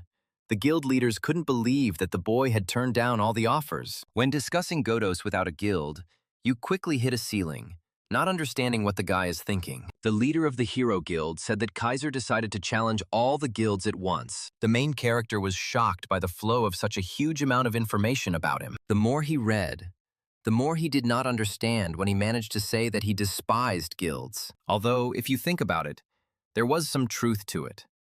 Deciding that while attention was focused on him, he needed to put something out, even with poor editing. After posting the video, he went to bed and said that he was currently on the hype train.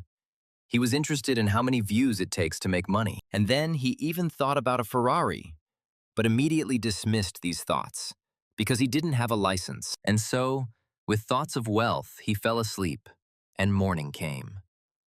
Standing up, he immediately grabbed the phone with trembling hands and started going on YouTube. But as soon as I logged in, I couldn't believe it, because the channel had almost 800,000 subscribers, and the video had garnered almost 4 million views. He couldn't believe it was his channel, because the comments, views, and subscribers kept coming. At that very moment, a satisfied grin appeared on his face, and then he started laughing out loud, shouting at his sister to see how popular he was. However, as soon as he jumped out of the room, he immediately received a ladle to the forehead. The mother asked her son with displeasure what all the noise was about so early in the morning, ordering him to quickly go to the table. Holding his head, he asked where Hyun-ah was, to which she replied that it was Friday, so she was at school. Still scratching his head, he went off to the side, his mother shouting, asking if he would eat. But the guy replied that he would eat later, having bought his mother some beef. Before he could even get out of bed,